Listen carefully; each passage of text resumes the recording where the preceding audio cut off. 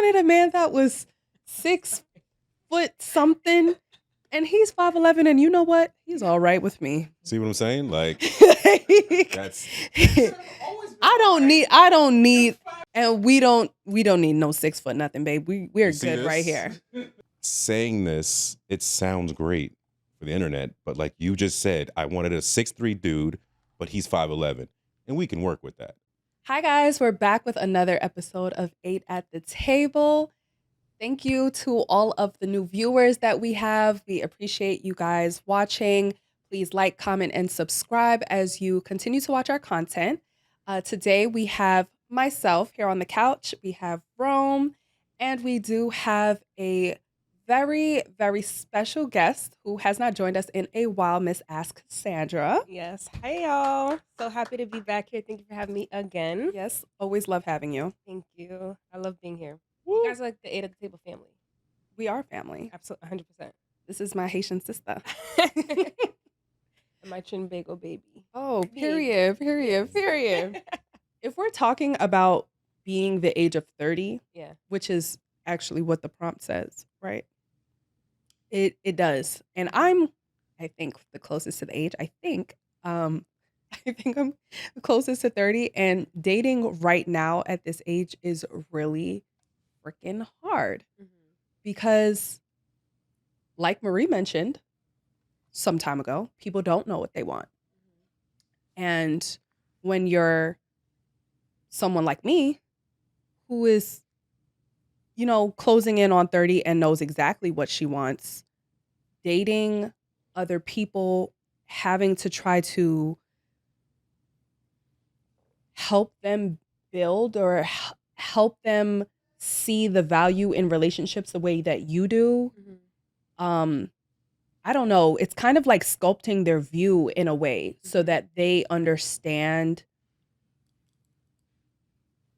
how valuable value is the perfect word that I can use, because honestly, at this age, I'm not just looking to be like, well, I like you and you like me, so like let's be together. Right.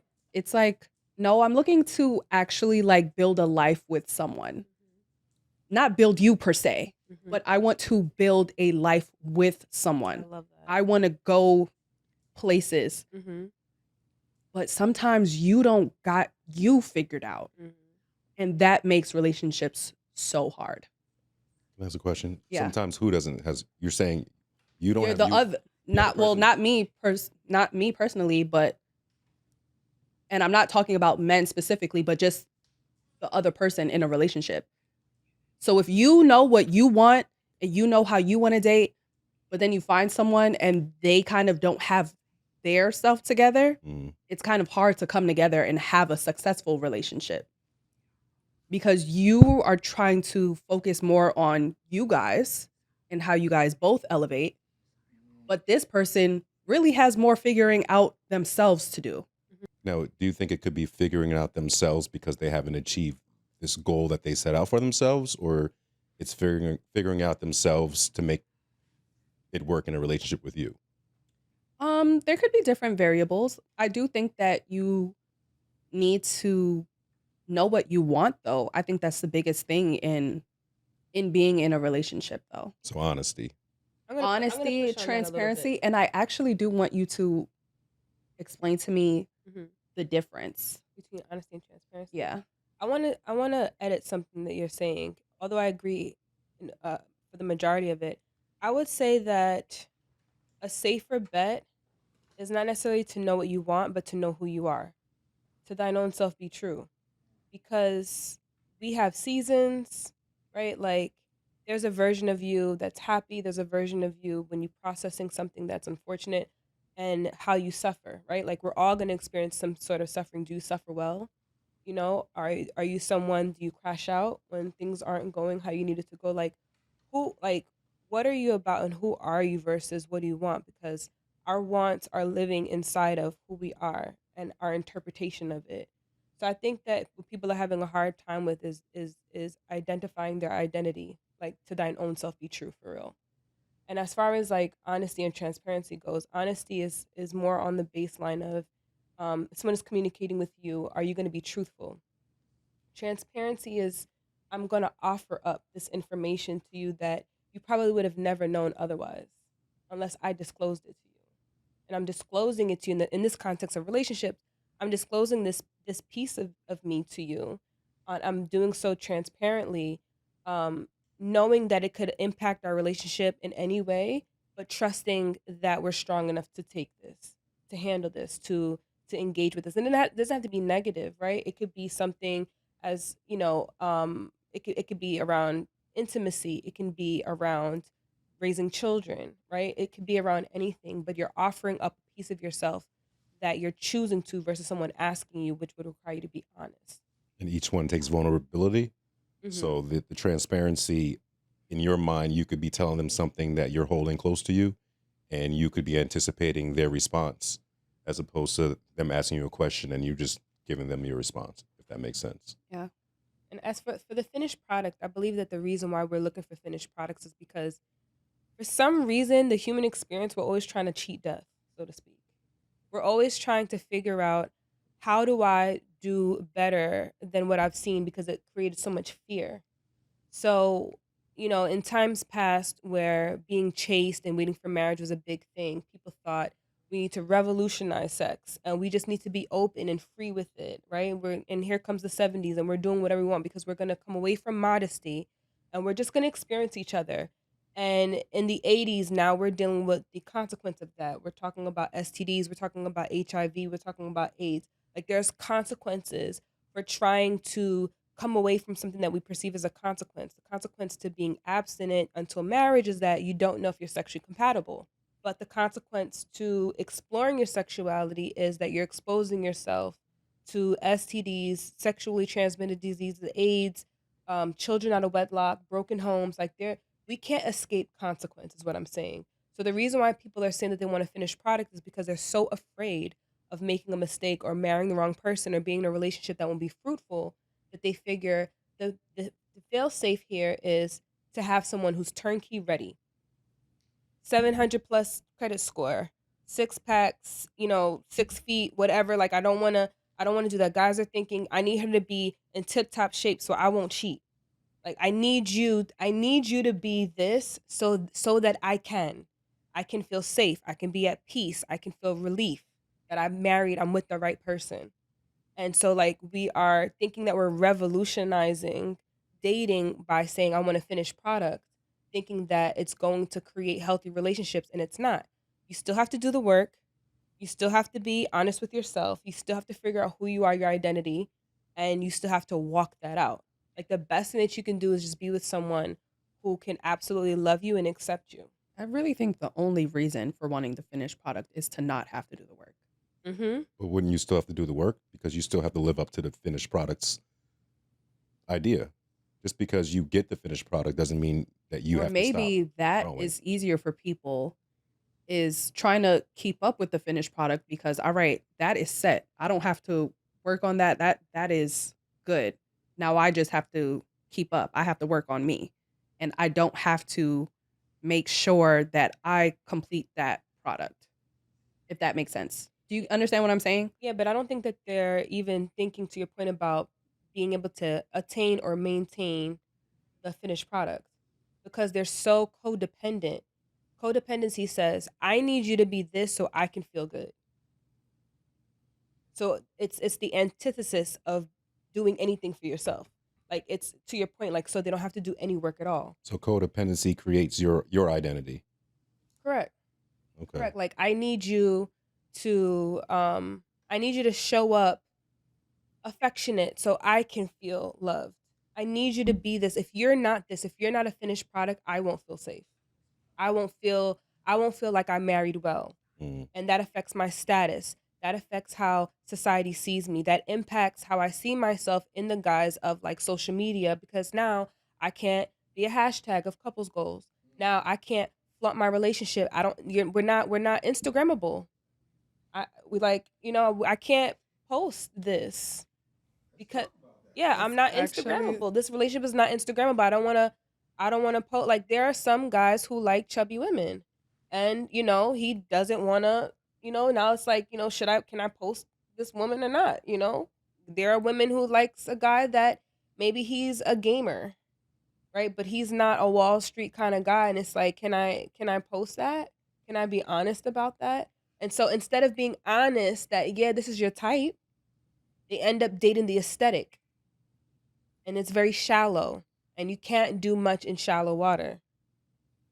Got to go into the deep. Got to launch to the deep. Well, I was going to say, when you said that this is not like an Instagrammable like relationship, like, can I post this? I didn't think that you were being, honestly, the hashtag couples goals, like relationship goals. Sometimes that comes with us seeing a relationship play out depending on what they post and what they decide to give us. Not literally meaning that like the girl you're with is, worth putting on Instagram. Oh, for sure. That's an absolute thing. That's not what I thought you meant until Got you you. gave the example, but that is a very vain That is one example. example. What did you think I was meaning? So okay, the gamer thing. You are in a relationship with a guy that likes to play video games, and you would prefer to be posting someone that has a very, I don't know, Wall Street job. And it's not that he doesn't have a good job, but this is what he does on his free time. Right. And maybe you guys don't take the time to like take pictures in his like, nice outfits, or maybe go on dates or whatever, because in his free time he likes to play his games. And sometimes guys get really obsessed with their games. Like, I know those kind of like gamer guys. Right.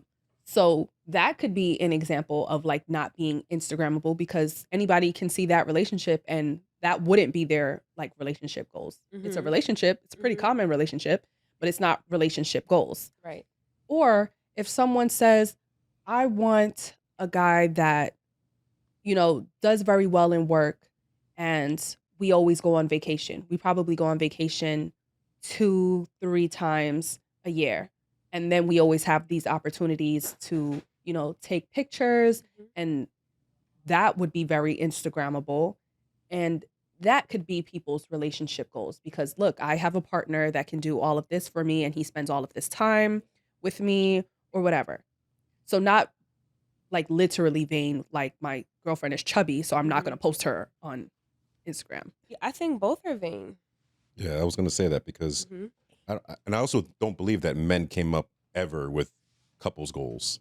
That was never our bag, in my opinion. I don't know any men that have couples goals I wouldn't think or that they did. hashtags. So like that in itself is vanity. To actually need to have something in order to post your partner, or need to compare. That's all Make it no is. mistake about it. There are a lot of guys that have a woman that they absolutely love, and they refuse to post her because of how she looks. There are many men that are with a woman that rides for him, loves him, cherishes him, does right by him, And that he loves. but he will not post her because of how she looks.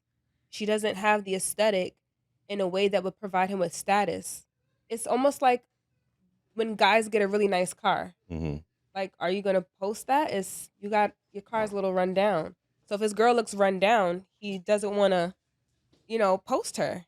Oh. It's absolutely a thing. So yeah, that's why a lot of people want finished product, because it's a status thing. Okay. Status. I don't have to. It's so much easier to spot what somebody else is doing and not doing and critique it than it is to do your own work. Like, change takes time. Change takes time. Any person who has worked on their body, got a degree, or done anything that required you to become another person knows that it takes time, it takes consistency, it takes such an effort. So if you know how much it takes for you to change yourself, can you imagine the effort it would take to change somebody else? Like, it's darn near impossible. So it's the belief that if I get the finished product, I can escape, I can cheat death, I can escape having to work and build with this person, because I know how hard it is to change. So we don't have to do anything. I just come in here and I just receive and absorb and experience. So my question, it's going to be shallow, but don't you always think you can do better? Does that thought ever go away? I mean, now if you act on that thought, that's something completely different. And if you're adding application to your lust to make that thought an action, then I think that's completely different. But you shouldn't. who thinks that like, oh, my partner is everything? Maybe some people. No, I'm just asking. I know I could be completely wrong. I'm really asking. I would like to feel like I have everything that I desire in the person that I settle with. And maybe if they don't check a box or two, we're working on that. Or But- maybe it's something that I have to just live without. Right. Okay, so Right? you said settle and you said accept. That's not the everything. Well, I mean settle in a way when I finally get into a serious relationship, not settle because I'm like settling for someone. I didn't mean it in that context. Okay. Sorry, I should have used a different word, not settle. Okay. But when I finally get into like a serious relationship, yeah, when I get into a committed relationship, Yeah. And there's got to be something that's left out that proves that you actually love them. right? Yeah. Then I'll know. like I wanted a man that was 6 foot something, and he's 5'11", and you know what? He's all right with me. See what I'm saying? Like Like, that's I don't need, and I love him, and we don't need no 6 foot nothing, babe. We're You see good right here. And that's what I'm saying. Like I mean, Are you- we do the are you a big grass height- isn't big on height? greener, but you always have eyes. not really. You're always aware that there's I'm not more a short out there. girl. Right. That's what I'm saying. Doesn't mean that the more is better, but I'm saying it doesn't mean the more is better, but you're aware that there is more out there. So what I'm saying is, saying this, it sounds great for the internet, but like you just said, I wanted a 6'3" dude, but he's 5'11", and we can work with that. Literally, in this case, it's just height, right? So it's just height. So I could get the 6'3", 6'4" nigga, but he's not gonna have the package that my person has. How do you know? I don't, but So the not unknown is real. the And that's unknown. what Alan was talking about. There will the two attractive people that come together that both know they can do better. They have to suppress that and say, "Listen, I'm here with you. I'm in this relationship with you." That's a real thing. Okay, but the height isn't like on the number one of my rankings of what I need All right, then go to number two. in a man. Height is going to be very, very low at the bottom. Perfect. Go to So number two. when what do you mean? What's the next one then? Give me the next one that you need in a man. I don't know, child. I don't have a list. So again, we can't be And honest. mind if we don't you, even know. This, Can you guys talk about? you're right. I do know. I wrote it down. It's in my journal, not on my phone, but I did write it down. So, but don't put me on the spot. Yeah. I gave height as an example. We're live. I gave height as an I example understand. because I'm not going to risk what I want in a man. This 5'11" man has all of the important things Mhm. that I need in someone. I'm not going to risk it to see if the 6'4" guy has it. I'm good here. Cool. Until the 6'4" nigga shows up and he has similar things that your man has. And now you're curious about learning about that. So that's on you. Ooh, that's on me? It's I literally didn't on tell you. that 6'4" man to come over here. Like, I'm just saying, like, did the audience hear Alan's question of like how he formed it? I'm not saying you're wrong at all, but like how you formulate the question about two people that are equally attractive or one's more attractive, whatever the case may Mhm. be. They both knew that they can do better. Mhm. No one, I don't believe that everybody is with their one person that they really truly want to be with. Really? I just do not believe that. I've never believed that. you know we're live. Cassandra, or everyone, can you kind of expand on, based on what you're saying? It seems like we've come into the age where you're talking about shallow. Yeah. We're so much focused on shallow things that we no longer consider a person's character. Right. Like the character is not even number one on the list, Yeah. that it Mhm. trumps everything else. Mm-hmm. And so maybe part of why we're in this predicament with the landscape of the relationships that are happening is because we no longer value character. Yeah. Can we talk a little bit about that Mm-hmm. and prioritizing character? Yeah. It still stems from the codependency piece. I need you to be financially set. I need you to be solid and secure. with your spirituality. I need you to be degreed. I need you to have your own car, your own house. I need you to have these things so that I can feel safe. We're not working, we're not doing the internal work to decide if we're going to be, what our values are around honesty, what our values are around being supportive, family structure, our own selves, how we suffer, right? I'm big on that. Like when people ask, like, how do I know which partner to choose? Like, you also want to see how they suffer. Can they suffer well? Like, that's a real thing. Because if you're always seeing someone who is happy or they are constantly saying that they're happy, you have to wonder, what do you do when you're upset? What do you do when you don't get what you need? Do you crash out? What is your character? What is your baseline when it comes to how are you a giving person? How do you take care of your family members? How do you take care of your friends? We're not character driven. We're Instagram driven. We're not thinking about the longevity of a relationship and what's going to last. We're thinking about what we can prove about our value right now. Mm. I need everybody around me, I need all of society to see me with this person so that my stock goes up because of who I'm with, even though I haven't worked on myself. Sometimes people are with someone that either they can do better with, they can do better, or that person really doesn't like them, but they're chasing the relationship because of limerence. They're so engulfed and so invested in this relationship that they want so much because they're making stuff up. Sorry, who's I've seen making it. stuff up? So sometimes there are dynamics. So I'm like extracting what he's saying, but I'm putting a little bit of a spin on it. In that sometimes people, you ever seen people stay in a relationship where or they're in love with someone that you can clearly see, like, this person don't want you. Okay, yeah. Mm-hmm. They Like don't 90 Day Fiance, that stuff. I was about to say love is blind. Love is blind, Yeah. yeah. They don't want you. They don't Yeah. want you, honey. Why are you there? Can't you see they don't want you? Mhm. And you could do better, right? Like it goes with the flow of like you can do better, but it's coming from the position of love don't live here, honey. And you might want to like move on from this.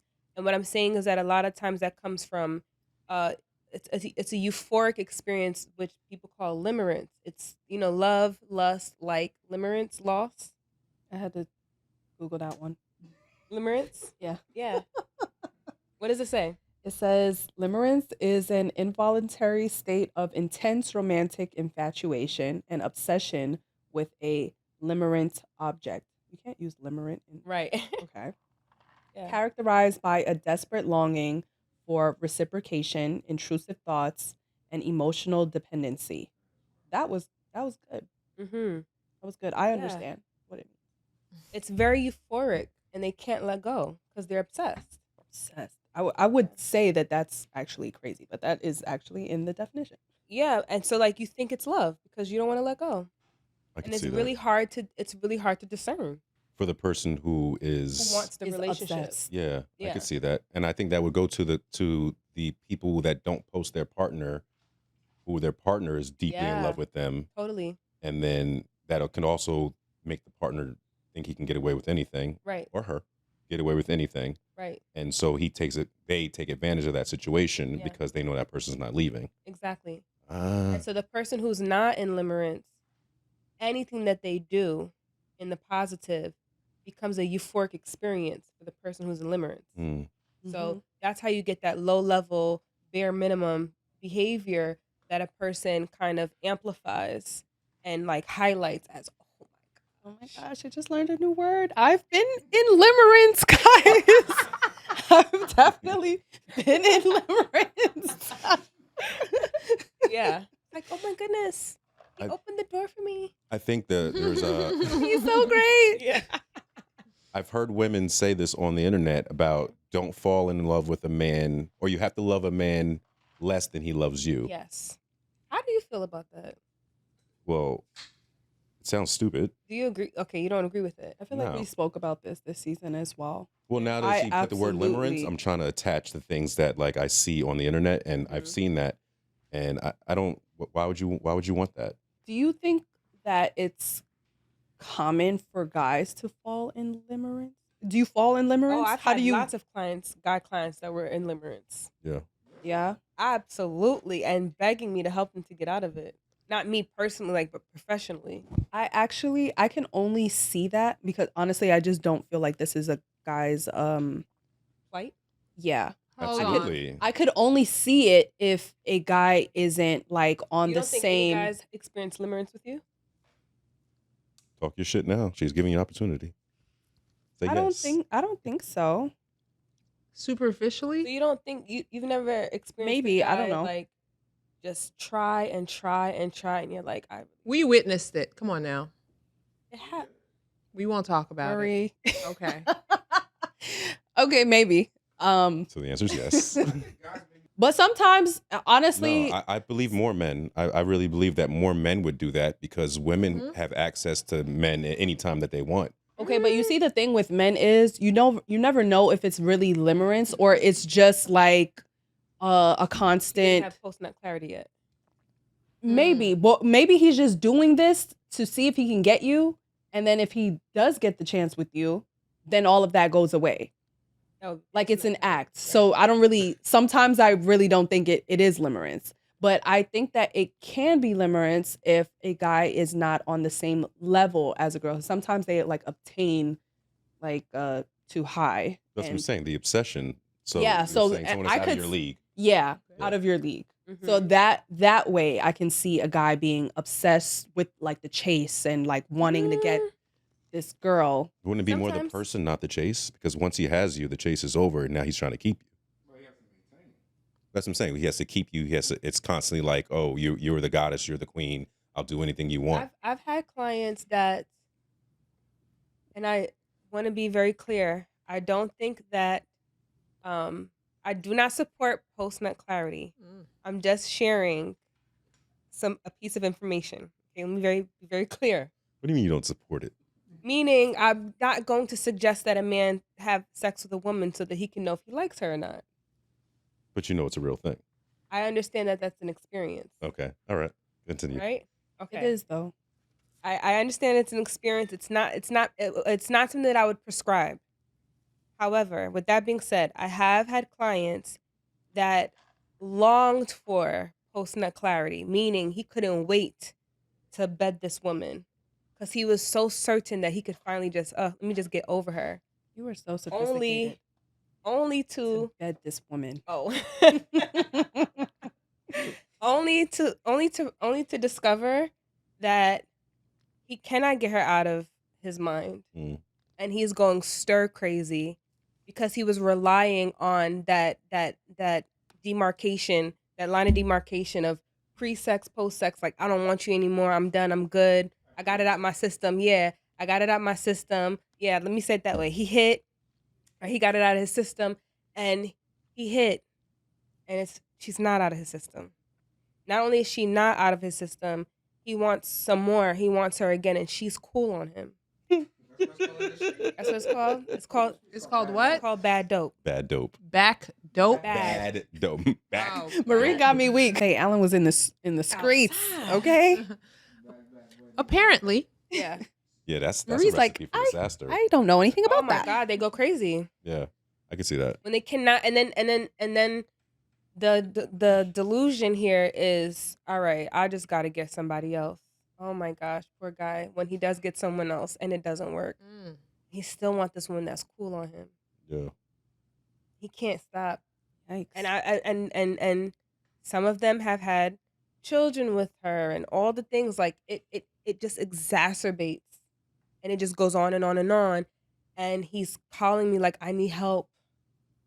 I gotta. You know what? I'm not gonna Stop lie. thinking about her. The ex I told you still be like trying to contact. He's definitely in limerence. Actually, he just liked my story post today. Mind you, we don't follow each other, but Wow. he still shows up every now and again, and he liked my story post today. My father would call him the ghost of Christmas past. He is somebody I know. I said the minute somebody puts a ring on my finger, Oh my God. the minute I get pregnant for somebody, someone go check on him. So someone is going to need to check on him. Honestly, that man. Yeah.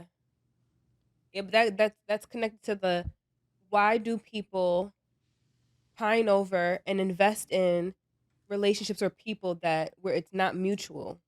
That person doesn't want you. I don't know how to answer that. I don't think that this new word, well, it's not new to It's not a new Cassandra, word. but I don't think that this has anything to do with like being stigmatized or Mhm. like Whipped. what did you call it for guys? Isn't it whipped? Pussy whipped. Wait a minute. Hold on. What about the women that get with a dude? It's supposed to just be an exchange because he's a fuck boy. That's your word. He's a fuck boy, and then like he puts it on you, and then then you want to see him again, and he's cool on you. Wouldn't that be limericks? Yeah, it can be. So it's just that's what you were about to say, right? I think women romanticize things. Yeah, I was about to say. I think that's more of a like, oh, that was like so good. I like need it again. I don't. Women romantic, like they make him a romantic an involuntary hero. state It's a of little bit intense different. romantic infatuation. We're talking about like superficial response to sexual prowess versus having this belief that this person is my person. I'm in love with them. You understand? Like there's this romanticized essence around you're making things up. You start to get into a fantasy world. Yeah. Yeah, About like what this you is gonna be my husband, and we're gonna have Okay. kids, Like Jon or Snow. whatever, because we're dating or we've been seeing each other. But I have invested a lot more emotionally, Mm-hmm. and I don't quite know what you're on. Mm-hmm. You probably don't know what you want, but I'm over here thinking the world about what we could be. Mm-hmm. I think that's more Feel you. what it is. I would love for people in the comments to tell us if you're so bold to let us know if you've experienced limerence and what that was like. Did it drive you crazy? How did you get out of it? I feel like we probably all did at some point in our life. How did you get out of it, do you think? I've probably been limericked a lot of times. Honestly, yeah. I really like this word. I probably have been. I mean, just as Way you see women respond to you? well, just being younger and not knowing, not knowing like my power, and Excuse me. Okay. I can't talk. Okay, I'm sorry. No, go for It was it. the excuse me before he said. No, 'cause I know. That's what I'm saying. go Not- for just it. saying, like, He not said knowing, before like- I knew I was that nigga, You didn't know you had to be responsible. Nah, I thought we was just out here having fun. Like, I'm just saying, like, with great power comes great responsibility. yeah, I didn't So even know anything about the responsibility, Right. and then it was just kind of like, oh, this can keep happening. This is a great life. Interesting. And then like I met the one, Mhm. and then she, yeah, she, and then yeah, after that it was like she didn't want me because I messed up, and I was like, damn. And then like I even had relationships after that where I was like, oh, you know what? I probably would have been better off there, like even still thinking about it, So it was. Mm-hmm. Oh, I knew I wasn't gonna get it. Like I couldn't. How long did it take you, do you think? It took me a minute because But it sounds like she was good for you, though, no? she probably was. If I was put it like this, she probably was with the version I am now. The version that I used to be was why she didn't stay. So No, what I'm asking is that was she so with limerence, the person that you're fawning over, that they don't want you, and it's but you want them because you're making up a story about them. Mhm. The obsession is causing you to make up a story about them that is inspiring you to stay, so that your external reality, other people that are there, your friends, your family, are like, yo, like, why are you in this relationship? And you're like, oh my God, this person, I love them, I'm in love with them. And just like, why? They curse you out, they mistreat you, they don't pick up your phone calls. Like, there's nothing there, but that person believes that they're in a full-blown opportunity or relationship because they've created this fantasy realm in their mind. Is that what you were going through with her? I was delusional. Yes, Oh my I'm admitting. Yes, I had Yeah. limerence. Okay. I had that. I think this is very synonymous to delusion. Yeah, it's probably. Speaking as a matter of fact, for me, yes, I was delusional. I had it. I'm telling you. This is my confession. Okay. I had the limerence, Put and your feet up. yeah. No, I had the limerence, and you just got to get over it because there's more out there. Okay, so you just like flooded her out with more punani. Yeah, I fucked my way through it. I'm done. Did that help? Right. Helped my ego, and that's what I was driven by at the time. So yeah, absolutely. Okay. Especially knowing that she wasn't going to come back, it was kind of like, all right, well, somebody's going to want me. Somebody's going to want me. Somebody's going to want me. So yeah, it wasn't the right thing to do, I know, but yes, yeah. If you even like being with other people, if that person doesn't want you, they're not going to care. Yeah. Yeah. So it's like moving on, finding other people to fuck. That's on you. Like Mhm. he said, that fixed Mhm. his ego. hmm But if you really want that person to give a fuck, you keep elevating yourself Yeah, I don't think you so should that even they. want. You shouldn't. I think that you have to just completely disengage and begin Yeah. telling yourself I the truth. know that is actually Yeah, you just true gotta. as well. Yeah, you have to tell. You have to tell yourself the truth. You have to start. Like I've told people, make a list. Make a list of what actually happened, not what you want, not how you interpreted it, just the facts. Right. So what happens in limerence is like, well, for example, once heard a woman say something like, "He took me out to dinner and it was so sweet," and it What if was. that's their truth?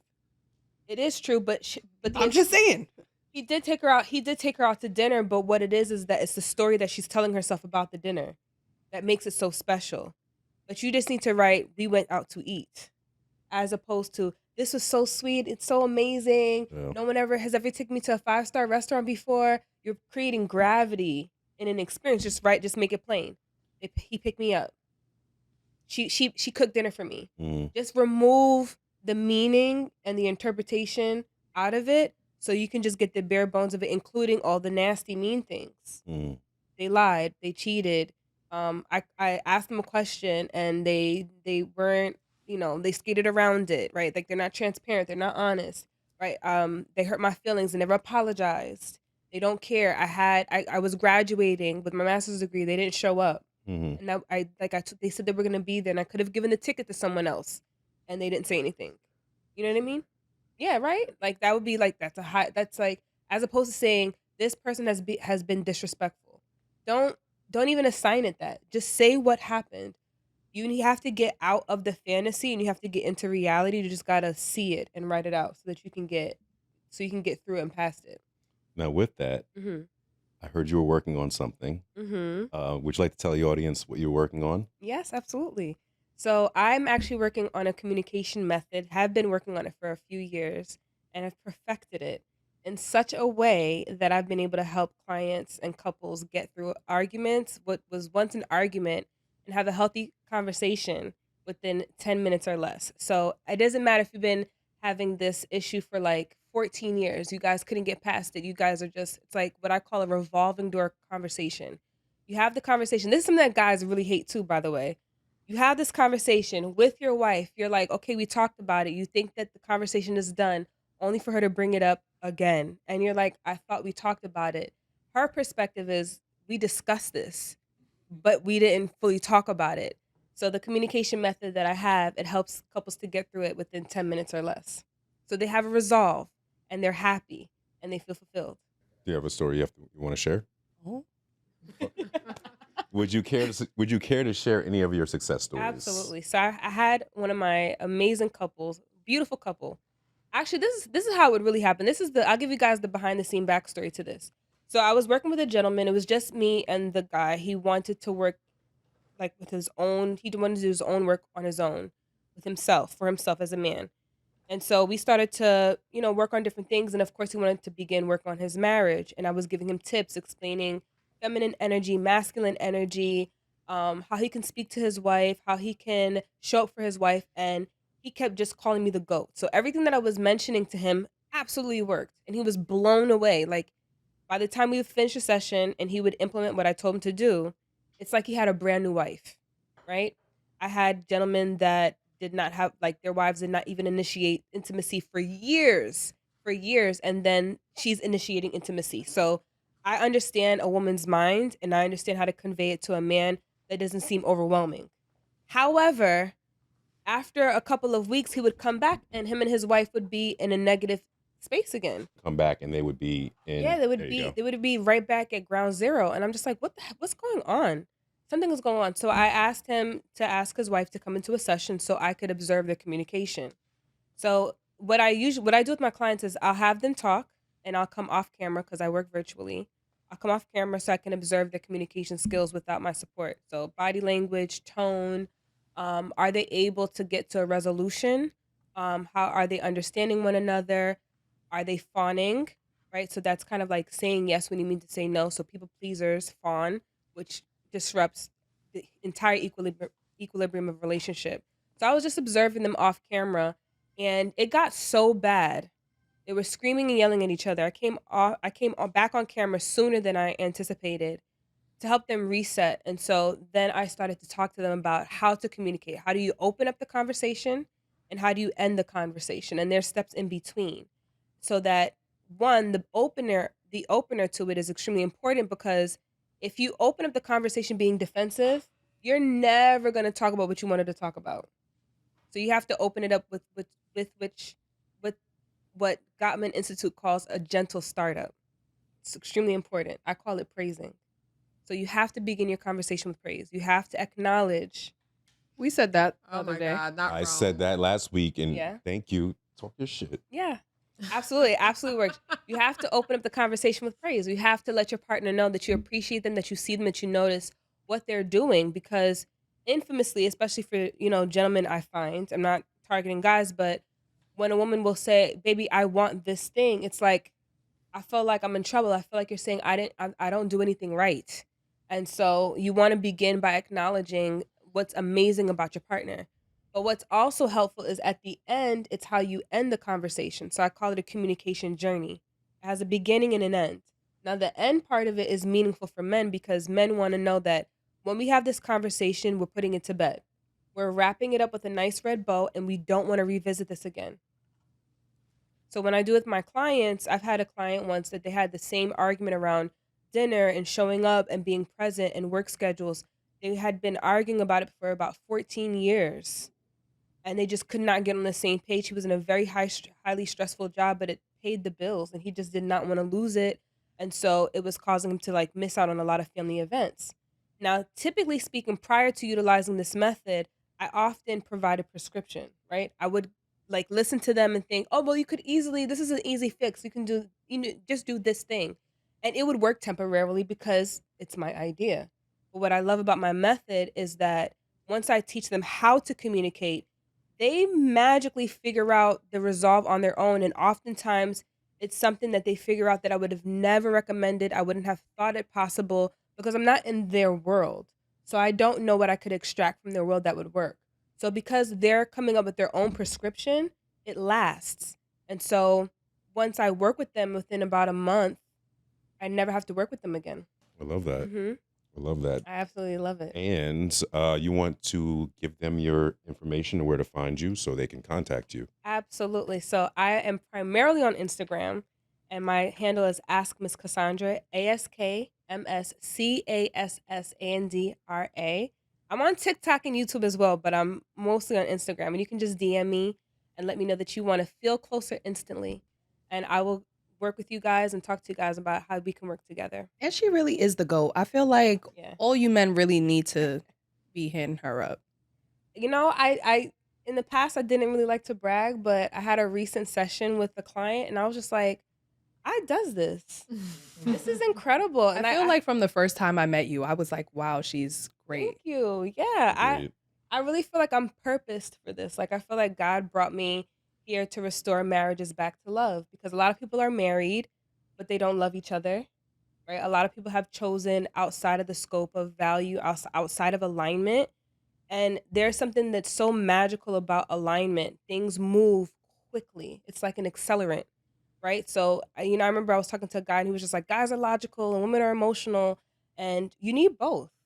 It's almost like, you ever seen like those sliding doors? You have the ball that moves, and then you have like the track. Mm. And if that ball is not on the track, like the door is not going to move. And if there's no ball there, it's just like it doesn't work. Like it's synergistic. That's how I feel about women and men. I feel like women are the rolling wheel, and I feel like men are the solid track. Men typically do not move around. Women move the goalposts. We're emotional. We have our highs and our lows. But when they connect together, it flows. It's similar to having a conversation. It's not enough to just do something, right? Like, for example, it's not enough to just do the things in the relationship. You also want to announce it. You want to communicate about it, right? I think Bun B said, "I don't like no scary hoe." I know it's a rare thing to mention. Aaron would have been But- very happy to hear you say that. really? Oh, Mhm. Aaron, oh, too bad Aaron's Yeah. not here. Right? Bun B said, "I don't like no scary hoe." And I remember I was talking to a guy about that, and he said he don't like no scary hoe, and I was like, "What does that mean to you?" And he said that when he's intimate, after intimacy, he likes to talk about it. And sometimes women don't want to talk about it. And he wants to talk about it. He wants to talk about what felt good, right? What did you like? What could he do better? He wants to be able to say what he wants and likes. And some people want to have the act, but they don't want to talk about it. And so he feel like, why you being a scary? Can I say hoe? Like, why are you being a scary hoe? You know, like, I don't like no scary hoe. Like, he means he wants his woman to be solid. So it's not enough to just sometimes have good sex. Sometimes you want to talk about it. Mhm. It's not enough to just have a great date. You want feedback, right? You want to be able to say, like, man, this is incredible. I love the flowers and I love the place and I love the food. Like, we need that feedback. We need that emotional element versus the logical, logistical elements of having the date, right? Which would be the masculine frame of a relationship, is doing the thing, where the feminine essence of it is emotions, feelings, how it occurs to you. Isn't there a nice way to say everything? And if you want your partner to Yes. play into your feedback loop, then there's a proper way to say everything so you don't offend them. Absolutely. For example, instead of saying in fellatio, I'll be as scientific as I can, You know what that is? right? Yes, but you don't have to Oh my say God, that. bro. Well, she- I'm just she's saying, looking up it's a true words. story. It's a true story, which is, Did you know what that other word mean? Because you look just as confused as me. Limerick? Yeah. Limerence? Did you know what it means? Limerence? He did it.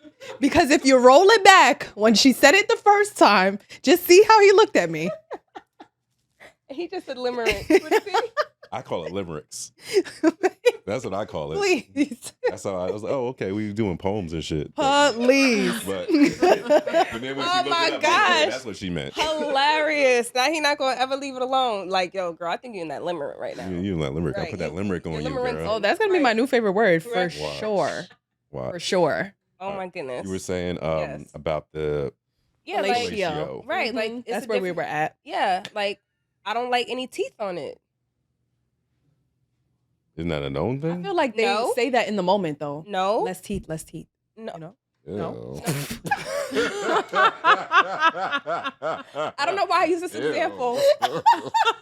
You guys bear in mind that I No, have a thank very you. I'm 100% a social scientist. So these things to me is just human nature. It doesn't feel like anything to me, but it's a difference between just telling someone I don't like this versus I love it. I'll use flowers. I like to use flowers as an example, right? He brings roses. I prefer tulips. I'm not going to say I don't like roses. I'm going to say, "Oh my goodness, this is a gorgeous bouquet." Did you know that my favorite flower is tulips? So there's a way to acknowledge that someone gave you something, but say, I also appreciate, right? So I love, like sex with you is amazing, especially when, and you fill in the thing that you prefer, Mm. as opposed to, I don't, you're not doing it right. Since you work with so many men, do you find that more men are asking what's in it for them? So in fairness, Mm. most of the guys that I work with are already married. Most of the guys that I work with have already identified a woman that they feel like is worth investing in. Okay, so do you work with single men at all, or mainly married men or people in If relationships? he's single, it's because he lost someone. He's trying to get her back. So he's already identified someone that he feels like there's something in it for him. Oh, so you're the lady. What do you mean? The lady, his wife told him to go to the lady, or his ex said, "You need to go see the lady." Yeah, right, exactly. Yeah, Ah, you're the yeah. lady. Okay. First Yes. of all, I'm going to need you on speed dial. You got it. For real. You got it. Yeah. Or- However, to your point, as far as like what men traditionally right now are saying, like what the popular things that men are saying is that, yeah, they feel like there's no point in being in a relationship because women have such a high demand, and because women are such in receiving mode that a man already knows exactly what he's supposed to do on the first date. Even at baseline, before he fully gets to know who she is, before he has to do anything, he already knows what he's supposed to do. He doesn't need to know her personality. It doesn't matter her age. There's already a script for men. Mm. You're supposed to set up the date. You're supposed to pick her up or make sure she gets to the location. You're supposed to select the location. You're supposed to do the research around what her favorite food is or what her favorite cuisine is so you can pick the best location. You're supposed to open the doors. You're supposed to ensure that she goes in first. You guys have a very solid script Yeah. that's running in your mind that you're using, And for the man, it seems like women don't have a script because we're just like on the fly. We're just dependent on you. And so guys are like, okay, well, I did all of the research. I picked the place. I picked her up. I opened the doors. I paid for the date. I'm doing all the things. What does she got to do? Yeah. Yeah. Just be. Her job is to just be and So enjoy. yes. So listen, back in 2017, 18, when I first started to hear a lot about feminine masculine energy, I was watching content and Shira 7 was one of them. And I knew at that moment we're in trouble. We're in big trouble. I said it since 2017. I was like, oh, we're in trouble because what I saw as a social scientist was there's a body of women who are telling women how a man is to be and how you can tell if a man is worth your time and how you can tell if a man is into you. And no one is monolithic. We're not monolithic. So that's bad right there because you can't use that as a predictor, right? You can't say if a man pays for all these things and does all these things for he likes you. There are lots of men who have deep pockets that will do that and they still don't care about you, right? So that can't be the defining factor. And they're talking to women about this and men don't know that these conversations are being had. So what I'm saying is, if you have a group of people who are being told how you can tell if someone is treating you like they believe you're of value, and the other people who are supposed to be doing this act aren't hearing about it, they're at a deficit because then they have to somehow figure out what this group is believing so that they have access. So you have women who are here who are waiting, and men who are trying and nothing is actually happening that's worth it, which is talking about the family. Like we can't even get to the family part because we're analyzing the date life. Like you understand? Like there's a journey to be had here. We're talking about legacy, we're talking about improving, we're talking about maximizing our income, we're talking about our children witnessing love in real time. Like that's meaningful. That transcends our lifetime, right? Like the way that you love your wife should be the legacy that you leave. We can't even get there because we have women who are waiting and they won't give a guy a chance because someone told them don't because he's a dusty or he's not worth it. And these group of men don't know that. So, in other words, if a man felt like that was a thing to do, then he would maybe say like, okay, for the right one, I'll go ahead and do it. But that's not happening. And not only is that conversation not being had for them to know that this is what women are waiting on, there isn't a man, a mentor, or anyone to help him become that. So if a man will eliminate the superficial things such as height, right? Like you are what you are, but we'll talk about being healthy. We'll talk about being healthy spiritually, financially, mentally, physically, right? We're talking about that. Who exactly is teaching them to do that? Like who's helping him to achieve all of these things? Who's helping him to who's making sure that he gets to walk there while we're having this conversation of women who are just supposed to be there to wait. Like just don't go. So she is, and what they were doing in these feminine groups was they were telling women to, look the part for sure, right? Work on your physicality, but they're also teaching women to detach, decenter men. I don't know if y'all have heard about that, but like to decenter men. This is the conversation. We're not talking about family. So I already knew in 2017 we're in trouble. And now we're almost 10 years in and we in trouble. Can I ask the question? How did we get here? Right? Like it's because it's important, right? Pathology. So we need to know, how did we get here where Shira, right? Sprinkle, sprinkle. Sprinkle, sprinkle. Yeah. She's very popular. Yes. And so you have a generation of young girls who are listening to her. Yep. And And stand on it. right. And according to her, she was living that life. She was with an older gentleman. He was taking care of her. And basically what she was promoting was, hey, listen, you were told a lie. Yeah. That you had to be, especially in our community, you had to be like the strong Black woman. You don't need a man. And let me tell you about the soft life, where you don't have to do that. You can find a man and he will take care of you if you meet certain requirements. Mhm. So do this, and he's responsible to do that. Honestly, I just think it's just the breakdown of the family. I think that we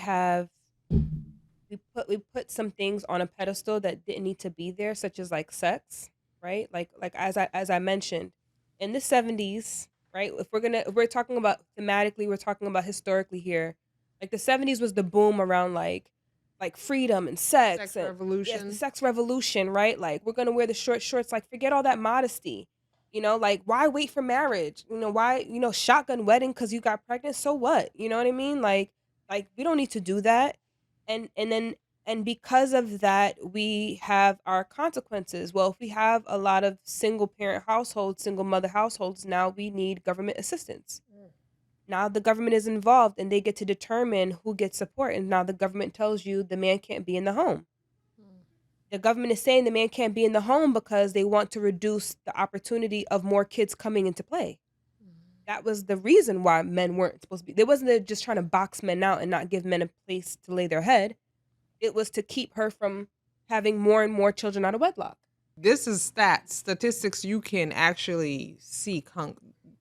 There were other ulterior motives. In the breakdown, yeah. especially post Civil Acts right, Mm-hmm. there were other ulterior motives because now, things become public record. And if you look into the public records, there were agendas and things of that nature. But we don't have to go into that. But I'm sure it's true. You said that was the reason, the reason. Yeah. And two things can be true. Yeah. It could have its racist implication, but it also could be the fact of like, you cannot have this able-bodied man in your home Just having sex with you. having more babies, right? And then we have to give you more money. We have to give you more money, and you're not the only home he's in. Papa was a Rolling Stone. He's in your right. It's his home. So he's in this house, and then he's on East whatever street, and he's on this west side, and so they wanted to contain it.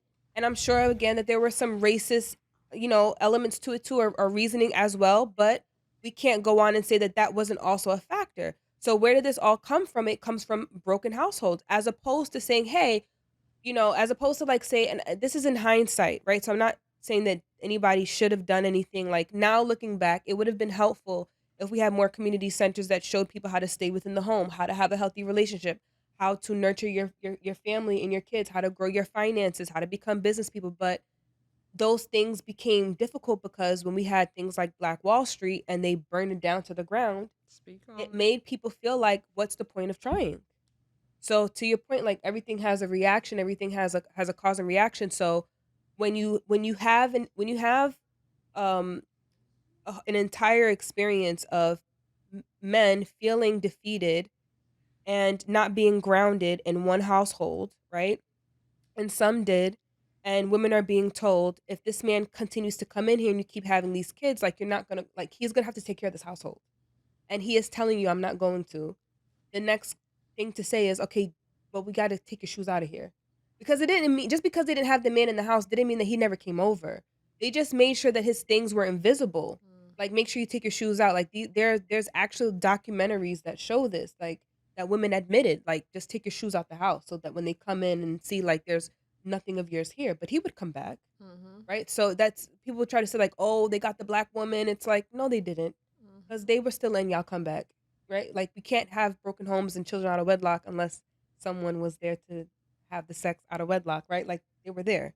And there's several stories, but the point is that after a while, this trickle effect, which is why I talk about cheating death, we're having sex outside of marriage. We're having these broken homes and no one's growing their finances, because when we tried to do the Black Wall Street, it was burned down to the ground. So you have this gorgeous, perfect storm that has caused us to be so, we're not integrated anymore as far as the family, the nucleus of the family. We are individualized. We have this individualistic mentality that begats codependency. Because when you versus interdependency. So codependency again means I need you to do this so I can feel safe. Versus interdependency says this is your skill, this is my skill. Let's collaborate and bring this together. That forms this big picture. We're not doing that anymore. So consequences happen, which is selfishness. So in the context of what women were experiencing, let's say, now we're talking 80s, 90s. Now we're talking about post crack epidemic, right? We're in the throes of that. We're fast forwarding into the 90s. Music is big. We're talking about drugs, sex, alcohol. We're talking about promiscuity that's running our lives and so on and so forth. And now people are in their minds thinking, how do I avoid looking like my grandmother? How do I avoid feeling bitter? And guys are thinking the same, which is why sometimes people feel like guys of today have the short end of the stick because they don't have that kind of a woman that sticks beside them. They don't get that. Now, today's man is suffering because somehow women have decided that they're not going to take it anymore. And they're not happy about that because I think, what's that gentleman's name? He's a slender black guy. He has like, he's cockeyed. He talks big about relationships, but he was talking about how The guy from the South.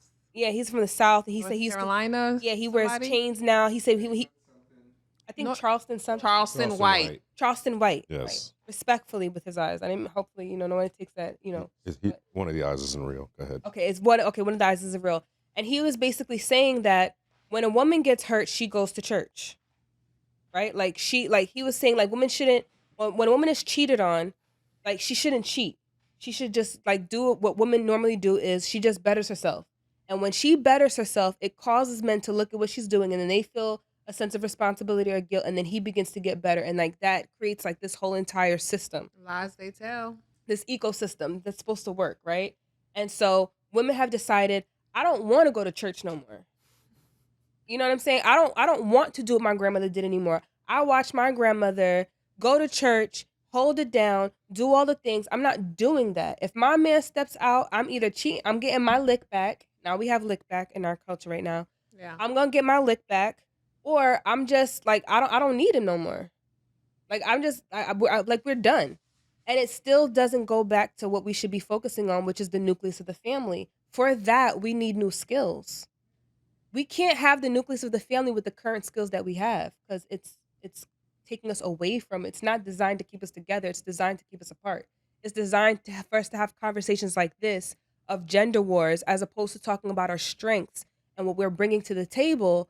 We now are hearing men say things like, well, what does she bring to the table? Why should I have this relationship? Because now you don't know the secret about a woman or you don't want to admit the secret that you know about a woman. And the secret is that you know a woman that's in love with you is extremely impressionable and long suffering. Like you can get away with a lot when a woman loves you. And any man who has experienced a woman loving him knows that to be a fact. It's an undeniable fact. And it's what you decide to do with that information. So if you know that a woman is impressionable and she'll follow your lead and she'll listen to you or she'll take a lot from you, you have options. You have the responsibility to think about, do I guide this woman that's in love with me so we can build, right? And the Bible calls that a helpmeet, right? Am I going to have her be my helpmeet? What am I going to give her so that she can help me to build? Or am I going to continue doing this and say, baby, I keep effing up, I'm sorry. And so now she builds up this callus and she tells the next generation, don't do like I did. So how did we get here? We got here by not surrendering to love, to surrendering to one another. We got here by not accepting our differences and our similarities. For example, there's this odd belief that women are stronger than men when it comes to cheating. I haven't met a woman that was looking forward to being cheated on. Like it was some sort of badge of honor that she was going to be able to go through to prove her love. She doesn't want to go through it. She doesn't want to experience it. What it is that women desire connection and we feel safer connected. Men, you guys have the luxury of having testosterone, which causes you to feel confident and feel like you don't need community in the way that women need community. So when a man cheats on a woman and she has to choose between him leaving and him staying, the lesser evil for a woman is it's better for him to stay. Because she is designed to connect. She's designed to gather. She's not designed to hunt and be in the cut and be quiet and look for her target and has to be super, super quiet and can't say anything so that she can make sure that she brings home any. No. She's the gatherer. She's the one with other ladies with their baskets, grabbing berries and communicating as they're doing the things or being with the children and playing and talking and yapping. That's how she's designed. So there's nothing wrong with being either or. It's just that's how we are designed. How are we going to integrate that? So after a while, with the woman being impressionable, the consequence to that is, well, I want to know what it feels like to be selfish. If I were a boy, we have songs like that. If I were a boy, I want to know what it feels like to do what he's doing. It becomes a thought, and then she acts on it. And I'm not in any way, shape, or form making women out to be just innocent. I'm just pointing out a line of connection in terms of how did we get from women who stayed with the man that cheated on them, had several children out of wedlock, to women not tolerating it. Something had to have happened, right? So I'm just illustrating something that has happened. It's not the only thing that happened. Can I just make a point? I think as human beings, whether you're male or female, innately we are not made to be oppressed to suffer, right? So I think the especially in our community, the need to identify with suffering and abuse Crazy. is a challenge. So when we talk about like women staying, there's a difference staying because you have no choice, Right.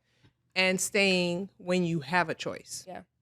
And I think right now women have choices, so Yes. they're not going to stay. And there's a difference between long suffering, which means just endurance and resiliency, and being abused.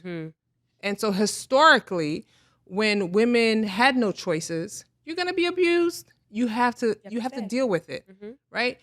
When we talk about the family unit and being able to have resiliency and go through the challenges and the ups and downs, that's fine.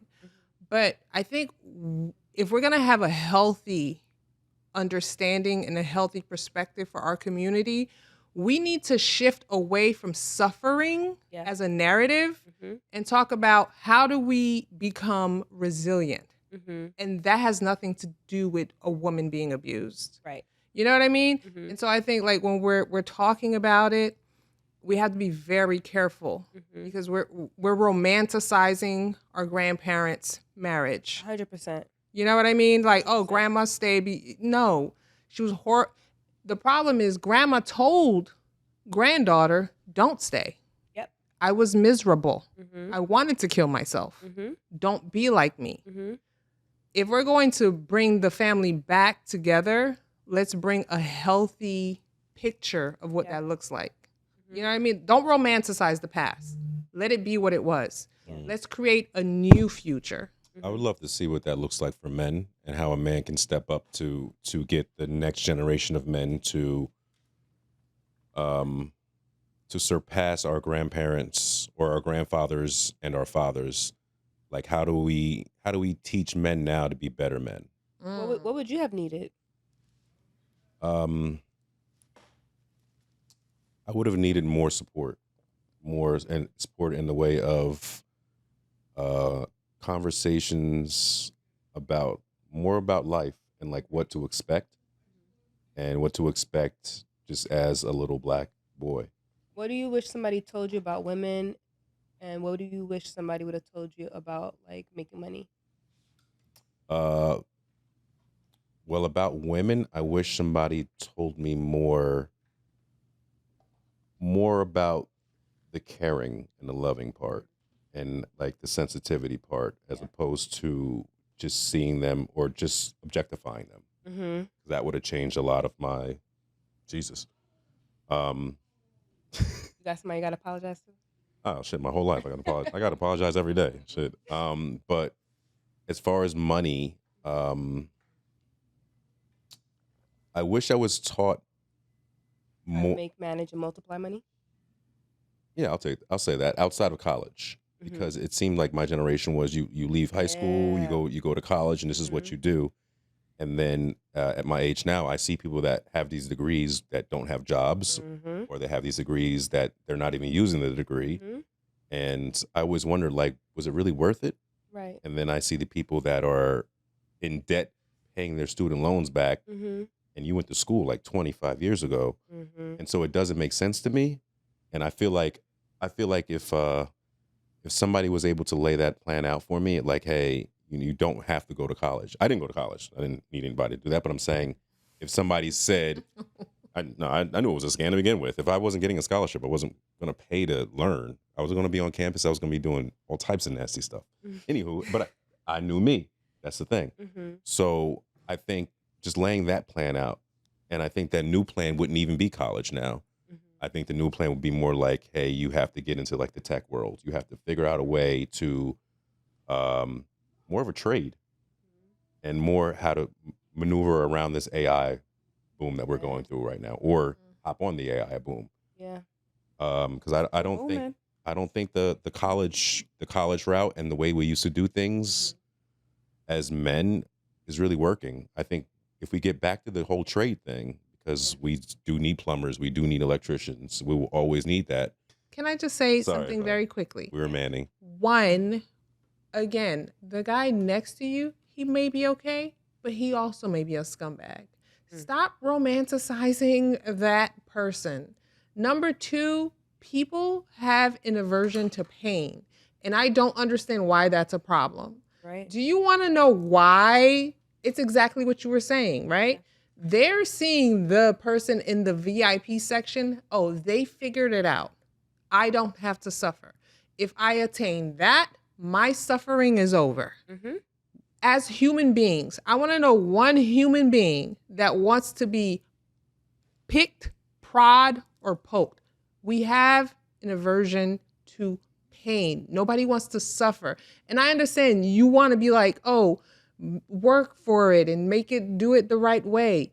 It's not a problem that the women are just like, oh, they're in the VIP section. I would like to be there. Stop making people feel horrible because they aspire to not suffer. I think it's the way they're going about it, though. I think I understand the method might be inappropriate, but I think the problem is we shame the fact that people don't want to suffer. But there's also the kind of girl that wants to go up there at the VIP area, and that's not majority of people. I don't think majority of females are longing to be in that VIP section with those 7 guys and 3 bottles. Nobody cares that much. It's also because we had shallow conversations around don't marry for potential. Don't build a man. Like That part. Don't do that. So one would think, okay, then how do I cheat death? I don't marry potential. Let me get the finished product. And so that looks like the finished product. It looks like he has his finances together. And one would think if you can do that, you're disciplined. Like, who knows? I don't think anybody's really thinking all of that. You did mention a man's pockets could just be deep and he could do that. Yeah. He can go to the club and buy 3 bottles and invite a whole bunch of women from Gem Pop to come up here and be with me because in order to look like something, I bought all of these bottles to impress the girls. So I need the girls to be flooded around me. Right. That doesn't mean I care about anybody here. That doesn't mean I'm willing to like try to find a connection doing this. Right. It doesn't mean that anyone doesn't mean anything who's average or who's in general pop is a good person either, to your point. Right? Like I remember like people have these conversations like, would you rather a rich guy who doesn't treat you well or a guy that doesn't make a lot of money who treats you? It's like, do we not realize that there are a lot of like messed up relationships with people who don't make a lot of money, right? Or like this belief that if a woman is beautiful, that she's gonna cheat on you, but as if a woman who's average looking is not going anywhere. Like I don't understand how we come up with these defining factors outside of like spending the time and getting to know someone's character. Like character trumps all. It's literally not that 2 evils can't exist. It's just pick your evil. 100%. Always. Yeah. Which one would you rather? Yeah. And the internet is just about extremes. And that shows what is more important to a person. Because like we were saying, are you going to be vain and you care more about the person's height or do you care about the person's character? Right. Do you care how much money they make or do you care that they're good to you? Right. So same thing. He's getting shorter and shorter. I'm like, that's me. I'm 5'5". And I literally was I gonna know. say that. I heard you. I literally heard you say that. I heard you in your head say that, and Alan picked it up too. Because I know you. That's why. Of course he has. I was going to say, of course he is. I'm sure he is. He's 5'5". He has to be There great. you go. Mercy. Yes. So do you understand? They can't hear Alan, so cut this out. So Nah, we're leaving everything in. Just like you said earlier with the social media picture situation, I feel that we get a good thing all the time. Sometimes we get an amazing thing, but it doesn't fit into the box that we want it to fit in. 100%. And I'm gonna be honest with you. Sometimes you just can't do it. Sometimes the person may want to wear heels that day, and they just like, I just can't do it. Mm-hmm. It's like you get everything you want, and it could just be like, I just can't do it. I feel like that's more of that. It looks good on paper. but then what if it looks good on paper? Yes, but what if that's something that really bothers them though? What do you- Because I mean, I feel I've definitely stopped growing. I think that growing? yeah. I'm 5'5", but I'm not. Oh, I I'm thought not. you meant mentally. I was like, oh, No. shit. I feel Don't like say I'm that. not growing physically Yes, yes. anymore. But I was always the tallest girl in my class. Like I always had a problem with my height. So wanting to date people that were taller than me has always been a thing for me. I don't care about it much now because my height is not a problem for me anymore. 5'5", and that's pretty average. I'm okay. But what if for someone else who, let's say, is above average, say like 5'7", 5'8", is a little bit above average, and kind of meets the average male height. Mm-hmm. Same scenario that Alan says. Maybe she wants to put on heels to go on a date or to go to a fancy event or something like that, and it makes her feel insecure being taller than her partner. Yeah. Like sometimes it's not, well, I guess it's still vain, but it also can tie in with an insecurity. What's the question? There is no question. Alan had just started off with making it seem vain, right? But I know that sometimes for some people, it's really a little more than that. It is a preference, but also if they have a insecurity, that's a little bit more than preference. Or just, I don't think there's anything wrong with attraction, right? Like I don't think we have to villainize attraction. Mm-hmm. I always feel like just be with the person that you are attracted to. Like I could care less what anybody has. I don't mind being with a short king. Like I don't have like that doesn't bother me. But somebody said something, I wouldn't care because that's not the goal. That's how I feel because that's what I am attracted to. So if a person's not attracted to someone like that, I don't think that we should villainize. You're not attracted to them. You can't force someone to value something because you feel like you could get so much more. Like if it's getting in the way of you being able to focus on what matters, which is the relationship itself, then don't do it. I literally was talking to a gentleman and he said, I am like, if this girl lived here, meant the love of his life, perfect, beautiful, they get along, amazing, but it's a long distance relationship. And he swears that if they lived in the same state, they would be married. And he was like, I'm telling you, we'll be married. That's scientifically impossible and improbable.